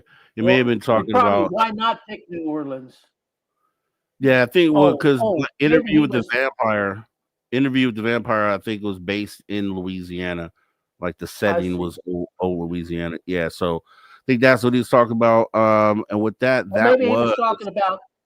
Maybe he was talking about the other gentleman's question about where would you meet a vampire? New Orleans could be that. yeah. I mean, if you believe Interview with the Vampire, that's definitely that old French colonial setting. And then going back to Moody Mungle saying, "Why you doing a show about my mother-in-law's planet?" That was so funny, Moody Mungle. Definitely thank you for the super chat earlier tonight, and that's kind of where we'll end this. And another, you mentioned as well that you like comedy, so I want to put you on to there's a vampire comedy actually, which turned out to be pretty freaking good.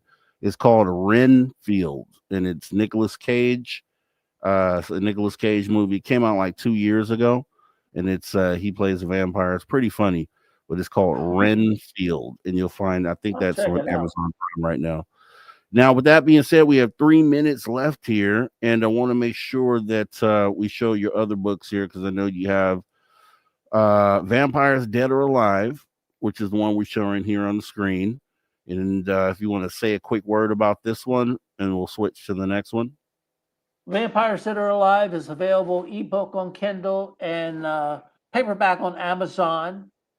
And The Hayes House Ghosts for People 2 is only available ebook on Kindle.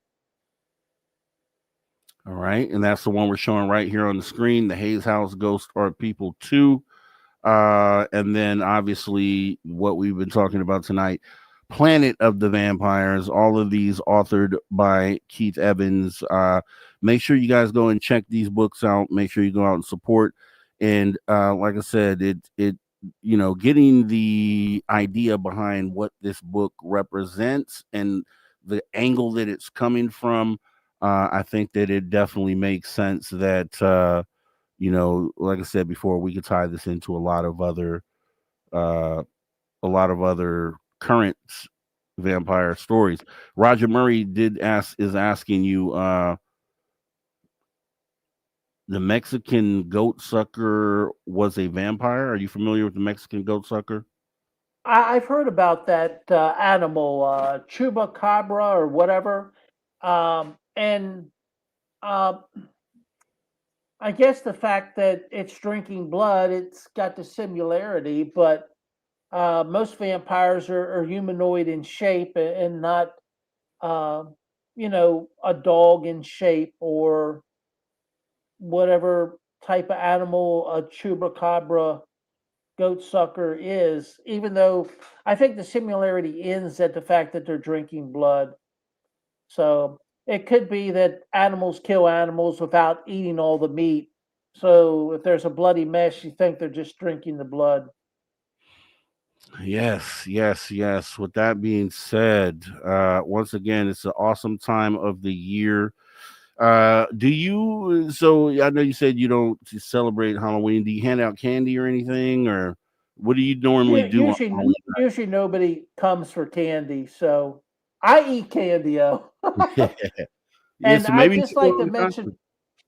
I like to mention one thing about the hardcover for Planet of the Vampires, which is sold on Amazon along with the paperback.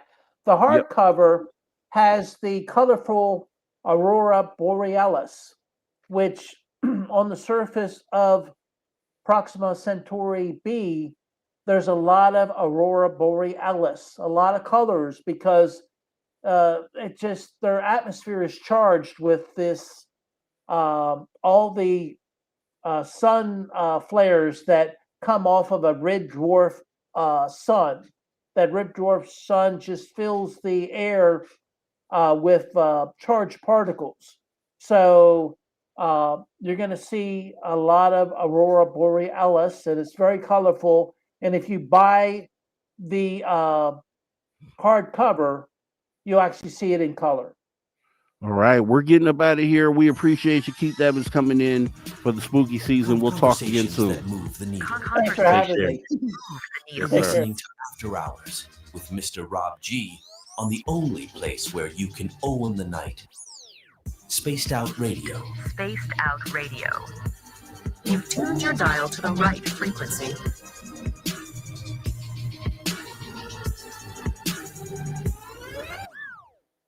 All right, guys, we'll be back. Hour number 3 coming up. See Stock Tales Untold, Miss Person Mysteries, some other stuff. Just make sure you're back here right after the break. See you in a minute.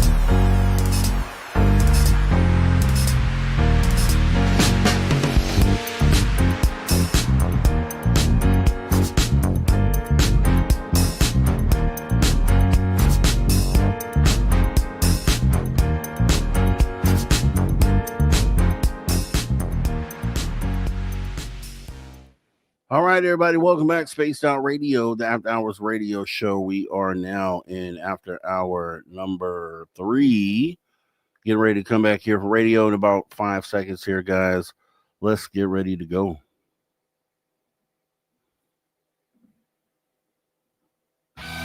All right, everybody, welcome back. Spaced Out Radio, the After Hours radio show with me, your host, Mr. Rob G. We're going to get into some really good stuff here in hour 3. Tales Untold, Misfirst Mysteries with Steve Stockton. We definitely want to thank our guest, Keith Evans, for stepping in and talking about the world of the planet of vampires. Definitely something to think about. If you did not get and catch this conversation, hop in the archives. They're free. YouTube.com/at Spaced Out Radio. And we're going to go ahead and kind of jump right on into some Tales Untold, Missing Person Mysteries, because why? We love Steve Stockton and totally appreciate him being a part of this show. Let's get into it. Welcome to Tales Untold and Missing Persons Mysteries on Spaced Out Radio's After Hours. My name is Steve Stockton, and I'm here to take you on a journey of mysteries, legends, and true stories. Come, join me on this strange adventure of Tales Untold and Missing Person Mysteries. Mitchell Weiser, age 16, also known as Mitch, and his 14-year-old girlfriend, Benita Mara Bickwit, also known as Bonnie, were reported missing after being seen hitchhiking along a highway in Narrowsburg, New York. They were heading northwest towards a town called Watkins Glen, 107 miles away.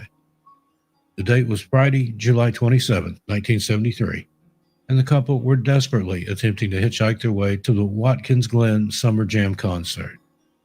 The concert was a huge affair, boasting performances by the Allman Brothers, the Grateful Dead, the band, and many other popular artists of the time. Approximately 600,000 individuals were in attendance at the concert, earning it a spot in the Guinness Book of World Records. Out of the massive crowd that numbered well over 500,000, only 2 individuals vanished without a trace, Bonnie Bickwit and Mitch Weiser. No one has seen or heard from them since they attended and participated in the event. Mitch was a resident of the Flatbush neighborhood of Brooklyn, New York, and had initially intended to go to the concert with his friend, Larry Marion.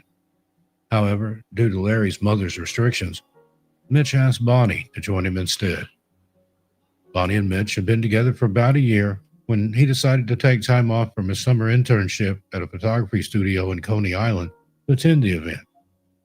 He was determined not to miss it.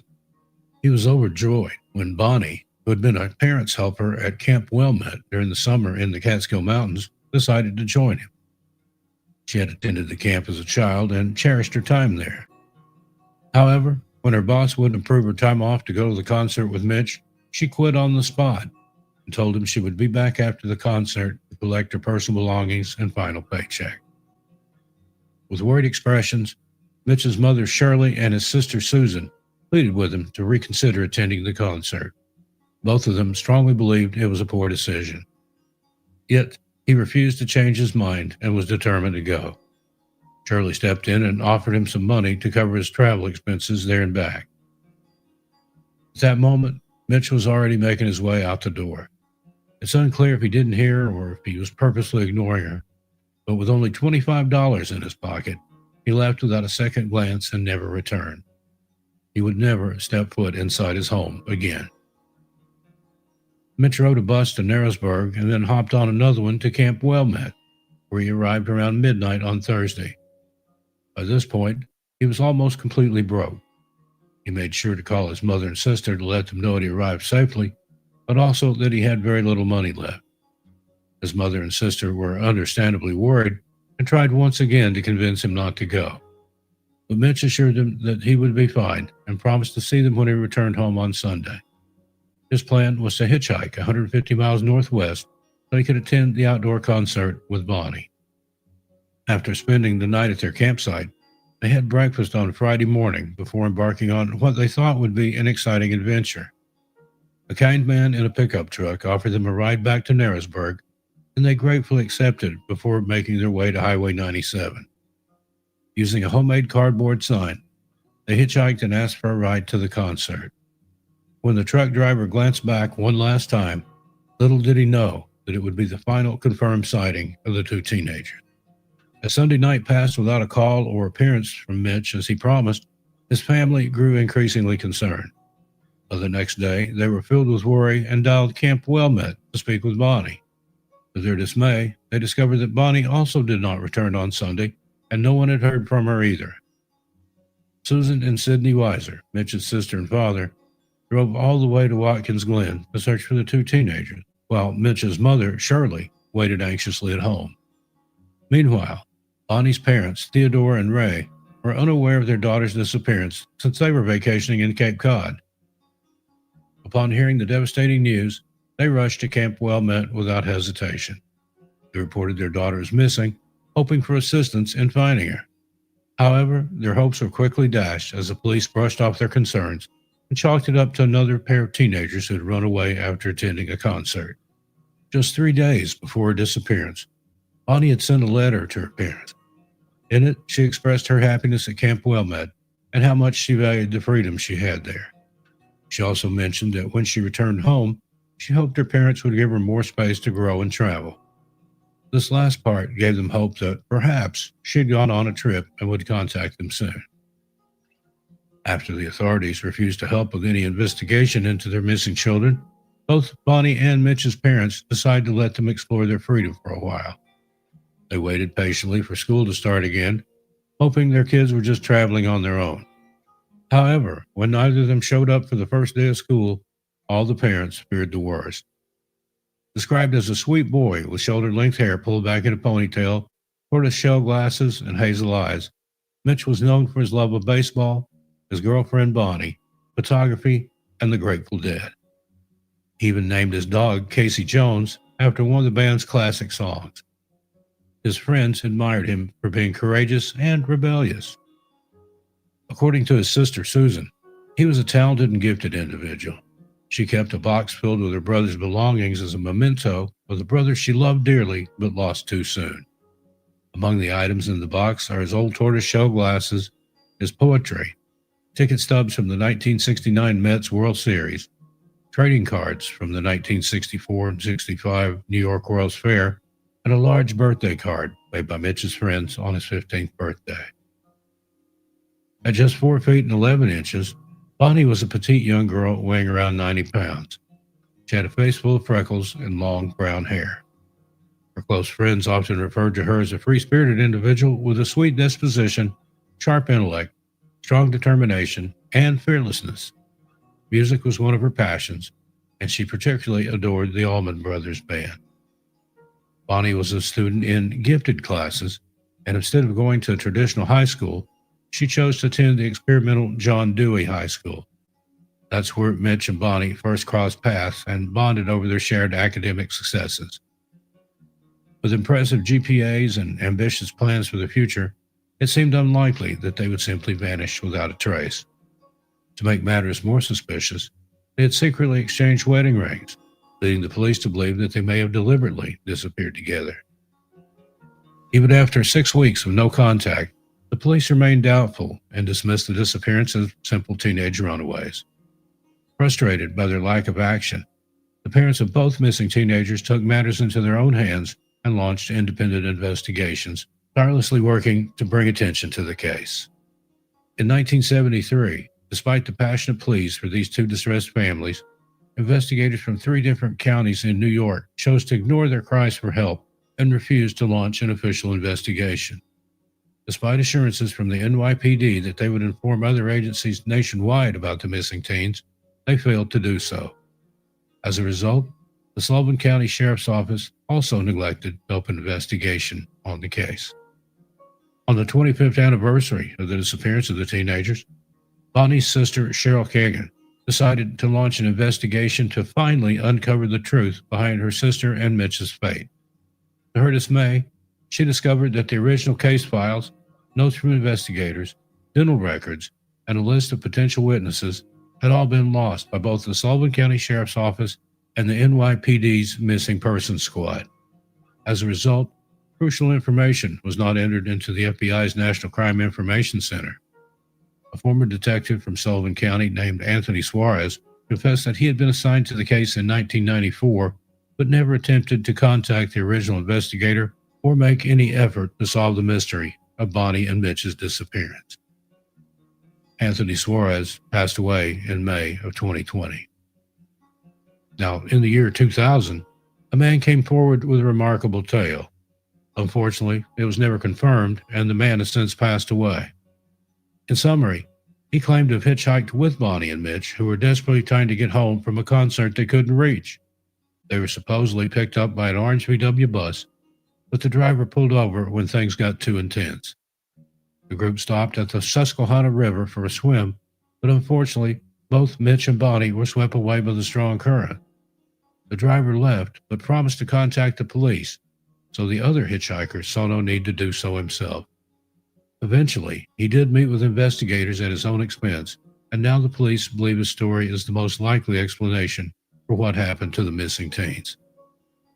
Nevertheless, the families remain doubtful and are waiting to hear from the driver or any other potential witnesses. However, despite their efforts, no one has stepped forward with any information about the incident. This case remains unsolved. Next up, we have the case of Jojo Dillard. On November 9th, 1995, 21-year-old Jojo Dillard left her home in Callan, County Kilkenny, to take a bus to Dublin, where she was supposed to meet up with friends. After spending the afternoon at Bruxelles Pub on Grafton Street, she planned to take the bus back home around 10 p.m. However, she missed the last bus of the night and had to board a different one that would take her somewhat close to her final destination in Naas, County Kildare. With no other plans for the evening, she hopped off that bus and began hitchhiking. This was a common occurrence at the time. After hitchhiking her first ride to Moon, Jojo called a friend from a payphone. She promised to be home soon, as someone had just pulled over and offered her a ride while she was making the call. As soon as she hung up, she presumably got into the car and was never seen or heard from again. Even though her family continuously asked for updates and assistance, the police initially refused to provide any help. They believed Jojo voluntarily disappeared and would reappear on her own eventually. During the evening when Jojo Dillard disappeared, a truck driver claimed he saw a young woman running naked through Moon. The driver and his boss were traveling through the area at the time and spotted the visibly distressed woman, but they did not stop to offer assistance. They did, however, call the police and were promised that someone would immediately go to the location and investigate. The driver claimed that he later learned the woman was not Jojo, and authorities confirmed that it was actually someone else. Now, the murder of Jojo was only recently declared by authorities, and now the police are searching for any traces of her remains. The case was reopened a few years ago, and the Police Service of Ireland issued a statement to the public and Jojo's family. They now believe she was a victim of homicide and that her cause of death was most likely due to violent means. This case is filled with an extraordinary amount of information, largely due to the relentless effort of Jojo's family, particularly her devoted sister. They've taken it upon themselves to investigate the case, feeling let down by the authorities from the get-go. Hiring investigators and following leads has become their own responsibility. Despite all their efforts, the truth behind Jojo Dillard's disappearance remains elusive, and sadly, she is not the only young woman to go missing in that area. Next, we have Jamie Herdman. At only 26 years old, Jamie Herdman was a skilled chef from Whakatane, New Zealand. He had failed to work at a furniture removal company in Broome, Western Australia, when he disappeared.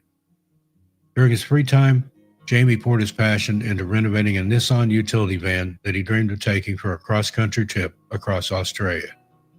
After completing his project and waiting for the perfect moment, Jamie finally set off on his long-awaited road trip. Jamie's family reported him missing on December 5, 2006, when they couldn't reach him during his trip. An investigation was launched, and authorities discovered that Jamie was last seen hitchhiking at Dally Waters, approximately 317 miles from Darwin, where his family believed he was headed. His van, which had a history of overheating, was quickly located abandoned near a roadhouse on Stewart Highway. Inside the unlocked van, authorities found Jamie's clothes, phone, credit cards, toothbrush, and some cash. However, his keys were missing. In November of 2006, Jamie made the unusual decision to travel through the center of Australia on his way to Daly Waters. His brother Carl described this as bizarre. Jamie was an avid fisherman, leading his family to believe that he would have more likely chosen a route along the coast. However, Carl reported that Jamie had left Broome suddenly and without informing anyone, not friends, family, or even his employer.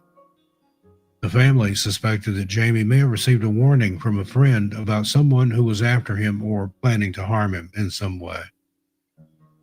Everyone held on to the hope that Jamie was simply unaware of the search efforts to find him and that he was out there, somewhere, continuing his journey and still safe. There was also the possibility that he had become stranded in a remote Aboriginal community, cut off from the rest of civilization due to severe flooding. But as more time passed, without any word from Jamie, it became increasingly unlikely that he would be found alive. Despite extensive search efforts on land and in the air, no trace of Jamie or any clues as to his whereabouts have ever been discovered. He remains missing to this day, along with many others who have traveled through the isolated Australian outback and never returned home. And finally, Joshua Jones. Joshua Jones, a 29-year-old man from Hurst Rise in Matlock, Derbyshire, England, left his home on December 12, 2020 at approximately 11:30. He told his wife, Talia, that he was going to the pharmacy and would be back soon. Before leaving, he kissed his 2-year-old son and wife goodbye, but never returned. At around noon, CCTV footage captured Joshua at a department store and then later at a nearby Sainsbury grocery store. Witnesses reported seeing him hitchhiking on the A632 towards Chesterfield at around 4 p.m. Prior to his disappearance, Joshua had texted his wife saying, "I love you to the moon and back." This mysterious vanishing led to multiple reports to the police about potential sightings of Joshua. However, no one has been able to locate him since. When he disappeared, he'd been wearing a gray super dry jacket and blue jeans. The sleeves of the coat were light colored and the inside was green. Other identifying features include a Japanese-inspired tattoo on his right arm featuring a dragon, a koi fish, and a crane. On his left wrist, there was a tattoo in Talia's handwriting that read, "To the moon and back," with a red rocket and runes surrounding a moon inside. Despite the efforts of authorities, including drone searches, mountain rescue teams, and a helicopter, Joshua Jones could not be found nor any information about his disappearance. There are no leads or evidence in this case. His wife claimed that she wasn't surprised that he couldn't be seen on CCTV footage because there were only cameras in central Matlock. Talia also mentioned that her and Joshua had often talked about leaving society behind and building a treehouse to live in. During the pandemic and lockdowns, Joshua struggled with feeling trapped and anxious. He refused to seek medical help, believing time would heal his wounds. Talia remains hopeful that her husband is still alive and possibly living in the wilderness, as he was skilled in survival and loved the outdoors. Now, there is no record explaining the reason that he would have had to possibly leave his wife and son behind intentionally. However, the day before he vanished, his car had broken down, and both he and Talia were concerned about the expenses of getting it fixed and how that would affect plans to purchase Christmas gifts. On top of that, rent was due, and they had yet to shop for their holiday meal. Talia speculates that the stress of their life together may have pushed him to flee. Unfortunately, there is no further information on this case, and Joshua Jones remains missing to this day. All right, Tales Untold Missing Person Mysteries. Once again, Steve Stockton dropping the bomb on us right here, Spaced Out Radio, the After Hours radio show, and we always show our appreciation there. We have about 5 minutes left before we take our final break of the night. And just kind of want to go ahead and reiterate some of the things that have been going on here at Space Out Radio. So the After Hours radio show, we've been off for a little while because we have some things, some things going on in life, some good things, not bad things, that have kind of had to put a pause on a couple different things. But now we're back in action. We're back to business, and news shall come out a little later down the line here. So we'll make sure we get into that. I do want to get into a couple things on the last half of this hour. Got a story on 3i Atlas, just the latest going on there, and we definitely have a few stories for the UFO and weird news. So we're going to end it out with a bang. But what I do want to know is, what do you have planned for the upcoming spooky season? What do you do? What is one thing that you do consistently every year? Right? Do you take a year off sometimes and just say, okay, I'm just doing candy this year?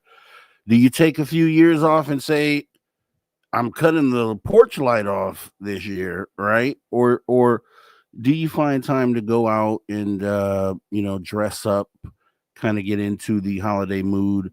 I'm guilty of all three. I indulge in all three. Their last couple of years has been more so sitting back and giving candy to the kids. But as we know, if you are of a certain age, you can remember how Halloween used to be. And there used to be, unless I was in, this is the Mandela effect kicking in, and I was in some alternate reality.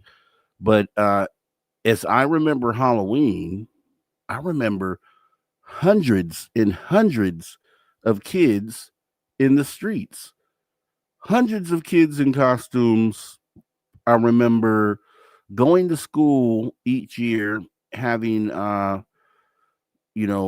costume contest, I guess is what you call it, best costume sort of situation.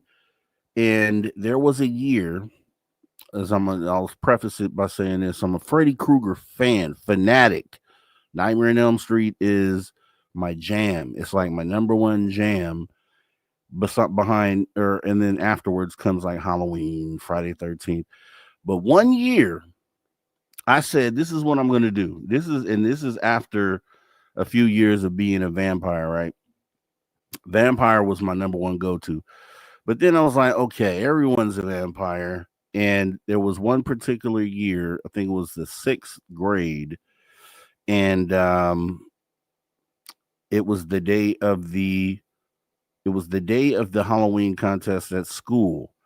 And so what I did was, I had a Freddy Krueger glove. I saved money for this.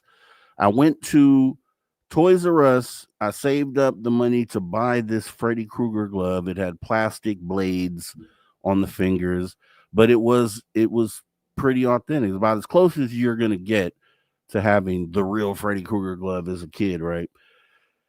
So I did this. I went to some thrift stores, and I went to look for a Freddy Krueger sweater, right? You can't do Freddy Krueger without the sweater. So, but I couldn't find, because Freddy, if anyone knows, Freddy is red and green.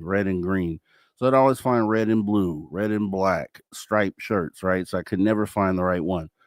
So what I did for Halloween was, I just put on the glove. I had this Chewbacca from Star Wars, Chewbacca mask.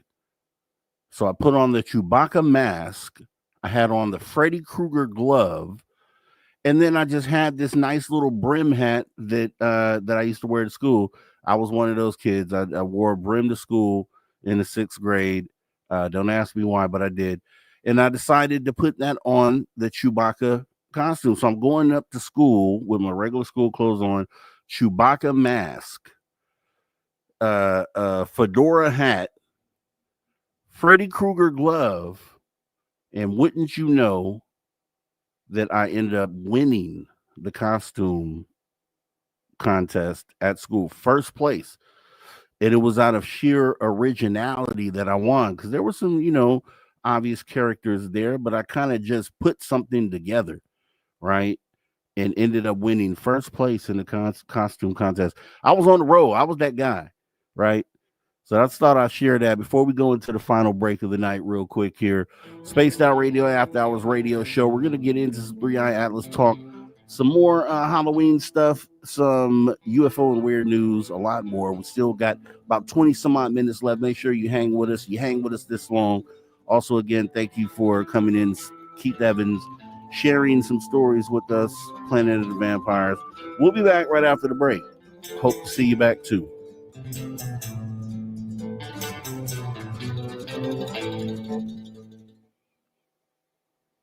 All right, and we are clear. And yeah, so AJ said Rob flexing big time right now. Yeah, I was feeling it. Believe me, because I was that guy in school. I was one of the popular kids, right? So this is something I could get away with. Doing something like that, right? If you weren't the popular kid in school, and no shade to anyone that wasn't, I just happened to be, and so it was adorable. The teachers thought it was adorable that I did. That whatever it was. I used to do all sorts of weird stuff at school. I'm sure we can go into a million stories about some of the weird stuff that I tried out in school growing up. When you're finding out who you are, right? There are no limits to life. You can do anything. You can be anything, right? So some stories are embarrassing, I will say.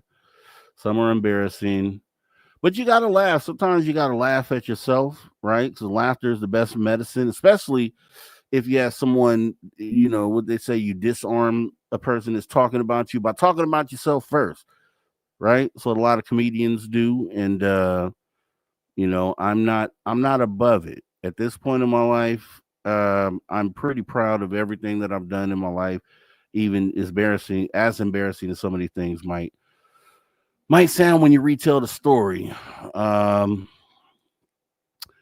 Roger Murray, you have kidney dialysis treatment, can't eat candy, diabetes with the cry face. You're not missing anything, Roger Murray. Truthfully, candy is really bad, but it's a I don't know what you would call that. Guilty pleasure. More is probably a guilty pleasure, but it's not really something that I go out of my way for, right? To do the candy thing. But if it's there, I might have a piece or two. Just save me the Reese's or save me the Reese's. Now, this is just shout out for everybody out there. If you got a bag of candy, you got leftovers, save me the Reese's cups. Save me the Reese's pieces, if they even have those anymore. Save me the Snickers. Save me your peanut M&Ms. Save me, what else? Paydays. Save me your paydays for sure. Baby Ruths. Save me those. Save me your Hershey's with almonds. Save me those. You can also save me your almond kisses. Save me your almond kisses. I'll take those all day. Save me your Skittles, but only the red pack, not the purple pack. You can keep the purple pack. Save me the red pack of Skittles. Save me your Starbursts. And what else? Everything except for, let's get down to except for, you can keep your candy corn. You can keep your candy corn. Once again, you can keep your the candy that comes in the brown wrapper, and then there's a black one. They both come in the same bag. I think it's Brock's. You can keep those. You can keep your sweet tarts. I don't want your sweet tarts. You can keep your bottle caps. You can keep your Tootsie Rolls. You can keep your Tootsie Rolls too. And I think that's about it. Those are the ones that are always at the end of my bag. And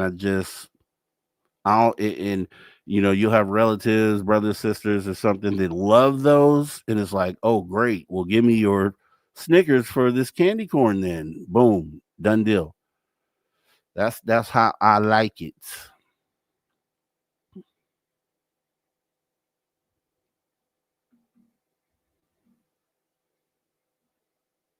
Yep. Love you, love. Kisses are always nice. Definitely. I know, Roger Murray. I need to not do it, right, and that's why I stay away from it because I don't want to be in this situation. But yeah, here we go. All right, everybody, welcome back. Spaced Out Radio, the After Hours radio show. We're on the back half of the final hour. The third hour means we only have about 20 minutes to get what we're going to get in, and we're going to get some things in here. So make sure you don't go anywhere. Also, if you missed the conversation from earlier tonight, it was actually an awesome conversation, right? Science fiction meets science fact. A planet of vampires. Maybe that's how they originated, and the story starts here. Jump in the archive, youtube.com/spacedoutradio, and catch up on what you missed. And let's go ahead and jump into a we'll do this unapologetically, Mr. Rob G. We'll just call it that. But I wanted to cover the 3i, just the latest on 3i Atlas. Obviously, there's no huge news, but let's go down. Let's have a thought experiment here for a moment, right? Let me go ahead and see if I can bring this up on screen as we talk to everyone else. There's a story was published on New York Post within the last 12 hours. So we'll go ahead and read that, just kind of see what the latest reports are, because we know they can't really see anything from where it currently is located at the moment. Oh, okay, there we go. All right. Yeah, so we know it's hidden behind the sun at this moment, but we also know from people out there reporting that this thing should be coming back in the line of sight by the end of November, early December. And so there's some thoughts going around. I saw Avi Loeb get interviewed, after the 3rd of October, which was what happened to be when the government shut down or during that time frame. So it's like, okay, why is that so? Is it because they don't want us to know what they saw? We'll kind of get into that and a little bit more here. Let me read the story for you here, though. This is from the New York Post. This article is written by Shane Galvin. This was just written, it says today. We'll go ahead and take a look at this right now. So, Manhattan-sized interstellar object 3i Atlas emitting metal alloy never seen in nature. Quoted by a Harvard scientist. I think we know who that scientist is. The Manhattan-sized interstellar object 3i Atlas zipping through the solar system is producing a metal alloy never before witnessed in nature, an expert told the Post. New images of the mysterious object taken by the Keck 2 telescope in Hawaii. And let me go ahead and make sure that we're scrolling through the story at the same time. Okay. In Hawaii in August and released Wednesday, confirmed the interstellar flyer is emitting a plume which contains 4 grams of nickel per second with no evidence of iron, which is unheard of in comets. The end result is an alloy called nickel tetracarbonyl, which has only ever been previously witnessed in human manufacturing, Harvard astrophysicist Dr. Avi Loeb told the Post. And this image is the newest image from the Keck 2 telescope at the W.M. Keck Observatory in Hawaii, confirming the strange appearance of a nickel alloy only ever seen in industrially produced nickel alloys. Quote, there is only one place where that is known to exist, and that is in industrial produced nickel alloys, Loeb said. Quote, this was never observed for any other object. And so just stopping right there real quick, I think as it has gone down the line, Avi Loeb, make that bigger. Okay, Avi Loeb has come out recently within the last week or last few days and just really pointed out that yes, still at the end of the day, this could be a comet, but he stated that there's like 8 different anomalies that just don't line up with what a actual comet would be producing. I know as well that there was this story floating around. I don't know how true it is, and I guess we would obviously have more information when it comes back into view at the end of November. But it's someone stated, and this could just have been not true. So I just want to preface that before I say it, is that there was some objects in unison, flying in unison with 3i Atlas. I don't know that to be true. I just know that that's one of the stories that is currently out there. And just thinking about the impact of what this would actually mean if this was true. So, with that being said, we're going to hop back into the story and then we'll elaborate a little bit more. In every known comet, including the 2 previous interstellar comets, nickel and iron appear in comparable amounts, according to experts. The type of refined compound seen in 3i Atlas is used in metal coatings in manufacturing, including in the aerospace industry, to strengthen surface materials. So, being that the angle that it's coming from, they can kind of rule out, it being something that we put out there before long ago. Because if there was an object that had been spotted within the last few years, they didn't know what it was until they did more research on it and found out it was like the booster from a launch that took place back in 1966. And this booster is just traversing around, traveling around space. And it ended up being that at the end of the day. And it was, having technological signatures or some of the same signatures, right? Something indicating something that had to have been manufactured, right? Which is how they came to that determination. But the images come from a new study by researchers from the Keck Observatory, which suggest, as we move on down, all right, which suggests that this nickel producing phenomena, though strange, is natural.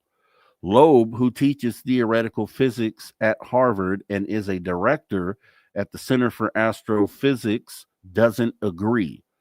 Quote, this was a process that we can imagine only because it was used in industry, he said, adding never seen in comets before, which I think is a big thing. And hopefully they're listening because, the bizarre object was first photographed by the Hubble telescope on July 21st.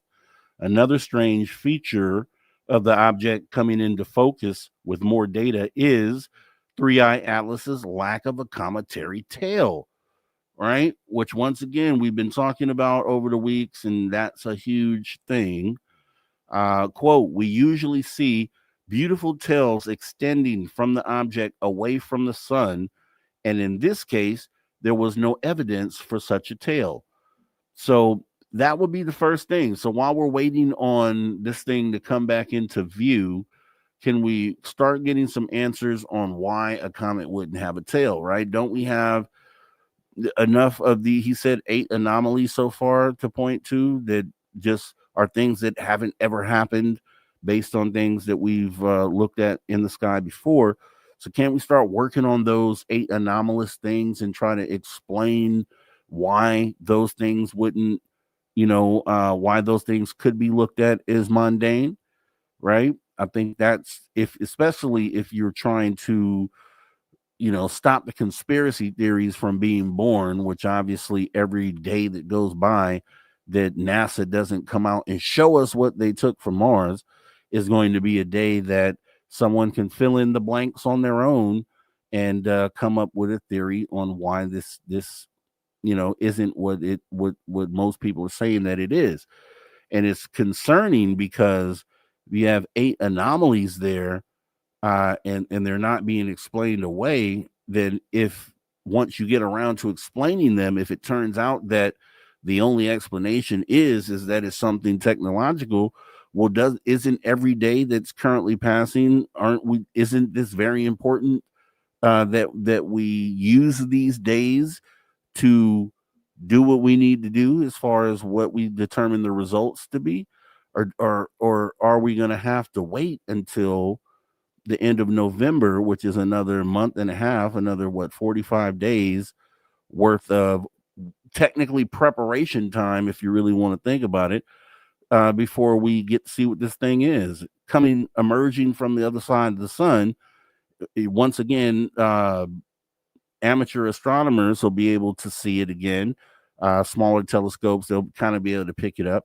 Some of the bigger telescopes out there will be in position, I'm sure, ready to take images of what we see emerging from the other side of the sun. But don't we have enough data right now, being that, the last place it passed, luckily, was Mars, where we have all these high-tech cameras and high-resolution cameras that probably have a really good image of what this thing is. So now you got to start asking yourself some questions, which we'll do right after we finish with this article here.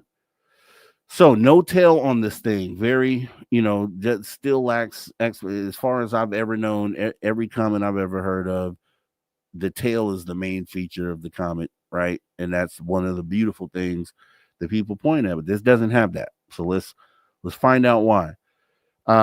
So we usually see these beautiful tails extending from the object away from the sun. And in this case, there was no evidence for such a tail, Loeb said. Instead, the Hubble telescope image showed a 330 pounds per second stream of materials trailing towards the sun. Quote, why are we seeing a jet pointed at the sun? A stream of material in the direction of the sun? Question mark. Loeb pondered. The stream is composed of mostly carbon dioxide and water with trace, though detectable, amounts of cyanide and nickel without iron, according to the American Astronomical Study. And then we get down to this image. Which is apparently the anomalous object captured by the James Webb Near-Infrared Spectrograph Instrument. Okay. Skywatchers around the world are currently on the edge of their seats as they await the release of images taken by the Mars Reconnaissance Orbiter's high-rise camera, taken between October 4th and October 7th. Those were snapped as the object passed by within 12 million miles of Mars, but yet have to be made public due to the ongoing government shutdown, which has seen the NASA Communications Department furloughed. Quote, who cares about the communication departments? We want to see the data from the scientists, quote, end quote, the doctor said forcefully. Images from the high-rise camera will be the closest and best that humanity will gather during 3i Atlas brief traversing of our inner solar system. So, with that being said, the keys are, so there's, once again, I mean, we there's obviously other reasons why we want the government to come back to work. We need a working government to run our country, right? To do all the normal things that we need done, but we also need them to come back so we could see what in the world NASA has captured on that camera.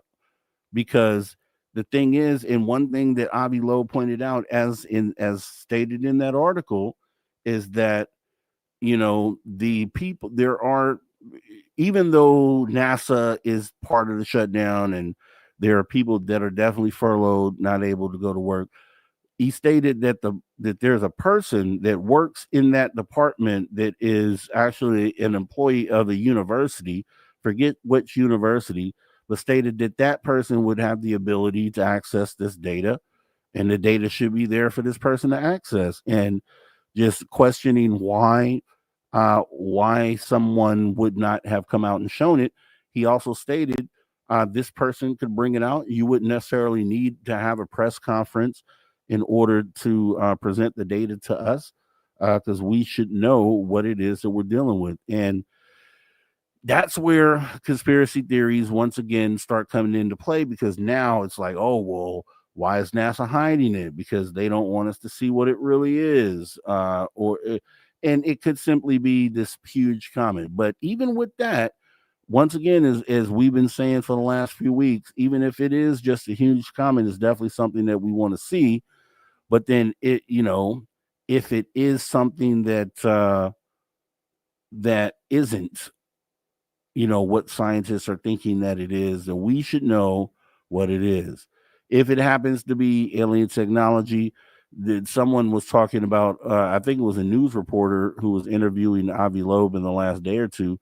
He was like, so theoretically, then, if we don't have any information on what this thing is or what it looks like, if it happens to be alien technology, by the time it comes back around the sun, or when we're able to see it reemerge from behind the sun, that at that point it could be on a trajectory towards Earth. And then it's like, whoa, okay, that's not the first thing you want to see when this thing is emerging from behind the sun, is that it's changed course and now is actually heading in a direction that intercepts Earth, because obviously that's not going to be good, right? Or Avi Loeb has also theorized that, this could, if it is alien tech, it could be just something that's taking this angle in order to release probes, which I think that's definitely something to consider, because I really feel like most of the things that we're seeing right now and that are currently in our skies are unmanned vehicles, unmanned items. Once again, the thing I recorded, the 47 objects, they were maybe 5 to 10 feet wide, maybe. I didn't really see these as being living beings being inside these things. And I think that's more of what we see when we have these sightings around the globe, or things that could be considered probes more than craft that are being physically operated internally by a biological being. So it's very plausible, because we currently have them in our skies now, that there was at some point these things had to arrive. And could they have arrived from some previous interstellar object?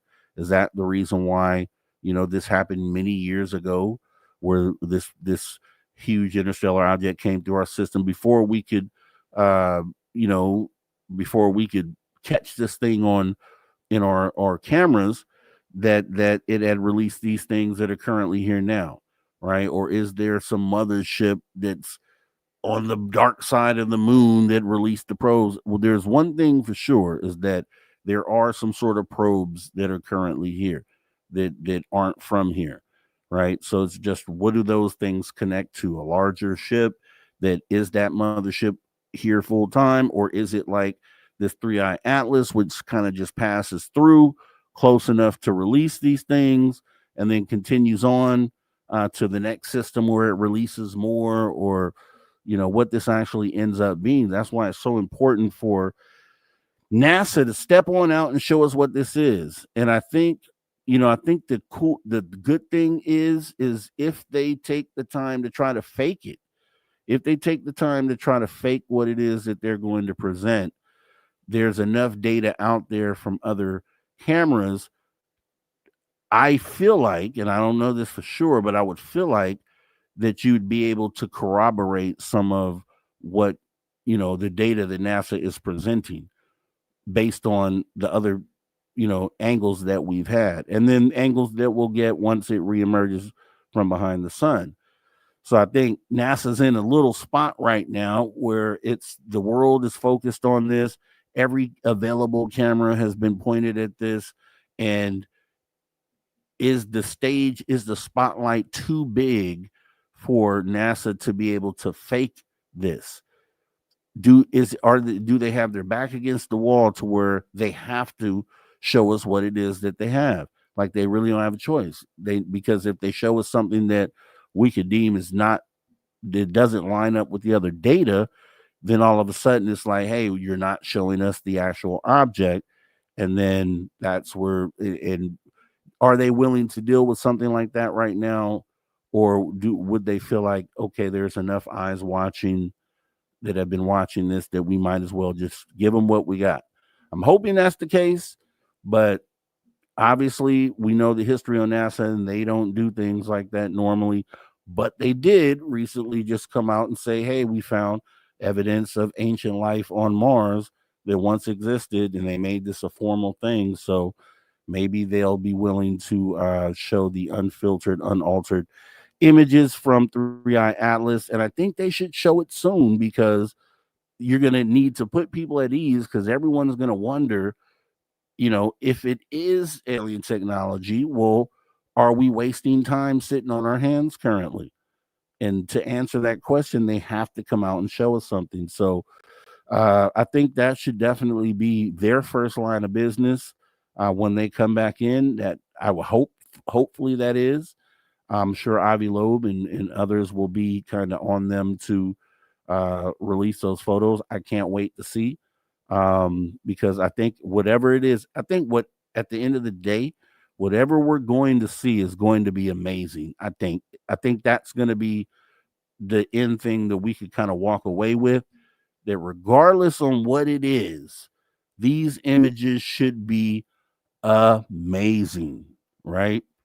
And so we'll make sure that we keep an eye out for that because last thing that we need is something heading our way and then we just find out with months to spare, right? Because I think it comes to Jupiter by March of 2026. So obviously, Earth would be if it wanted to, would be intercepted before that time frame. So you got to wonder. I mean, you look around the world, and you see all the crazy stuff that's going on right now, and the way and like I said, I did a show on this where I talked about governments and how thin the line of democracy actually is.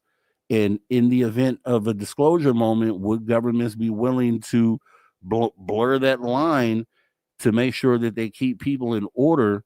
When you have something impending and imminent like what we're potentially looking at here, right? You got to ask yourself the question because something that we never thought would happen in the United States of America is currently happening. And, usually you don't break glass until you have an emergency. And you got to ask yourself, is this one of those things? Ross Coulthard has always said, someone said, we're on borrowed time. Lou Elizondo has said, which in the last few years, somber. So you got to ask yourself, this is the question we're still going to have until NASA gets back to work, comes out, shows us the picture. We want to see it. So with that being said, we want to thank our guest who came tonight here, Keith Evans, for getting the spooky season started with us here, talking Planet of the Vampires. And once again, I think we connected enough dots on that to make the story make sense, right? Planet of the Vampires, they come here at some point in time and then continue on with the story that we know. Hey, it's plausible. We talked about it. We're going to talk about that and a lot more. We also want to thank the man that you hear right there, Mr. Ron Bumblefoot Thal. He is the man that rocks us in and out in each and every show, teaching us to never say never again. Because, yes, the phenomena is real, which means that anything and everything under that is possible. So, if you love the show tonight, make sure you show your love by hitting the like button. Also, throw your horns up. Also, we want to thank our viewers online and listeners on terrestrial radio and digital platforms when and wherever in the world you may be listening from. We appreciate you tuning your frequency to Spaced Out Radio, where we do what we do best. What's that, you ask? We own the night. Remember, the show is copyright Bigfoot Media Visuals Limited, Spaced Out Radio. It's been a pleasure serving you once again as your host. I am Mr. Rob G. This is the After Hours Radio Show. And to all you space travelers out there, it's not a goodbye nor a farewell. However, you can best believe we'll be right back here doing the same thing, same time, same place. Hope to see you back. Much love. Everybody, take care.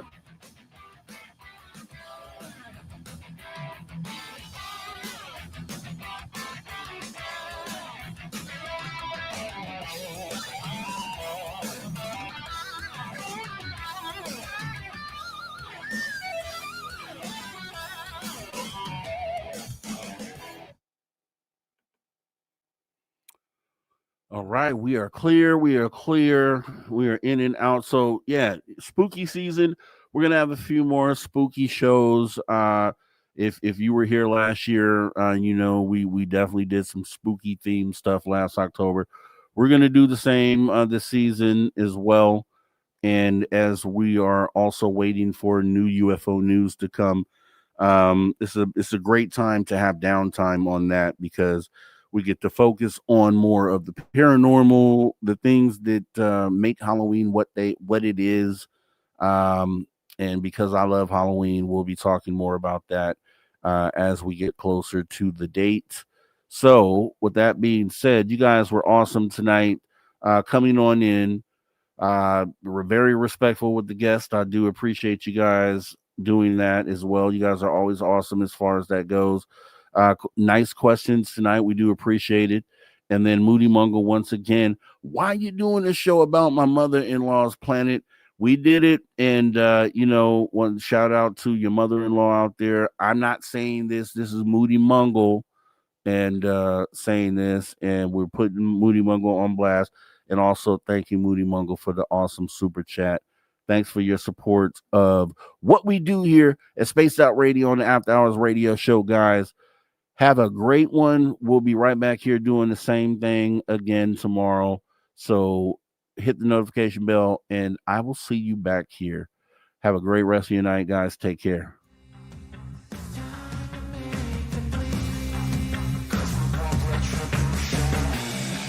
Cause we want retribution. Oh yeah, we want retribution. Oh yeah, we want retribution. Oh yeah, we want retribution.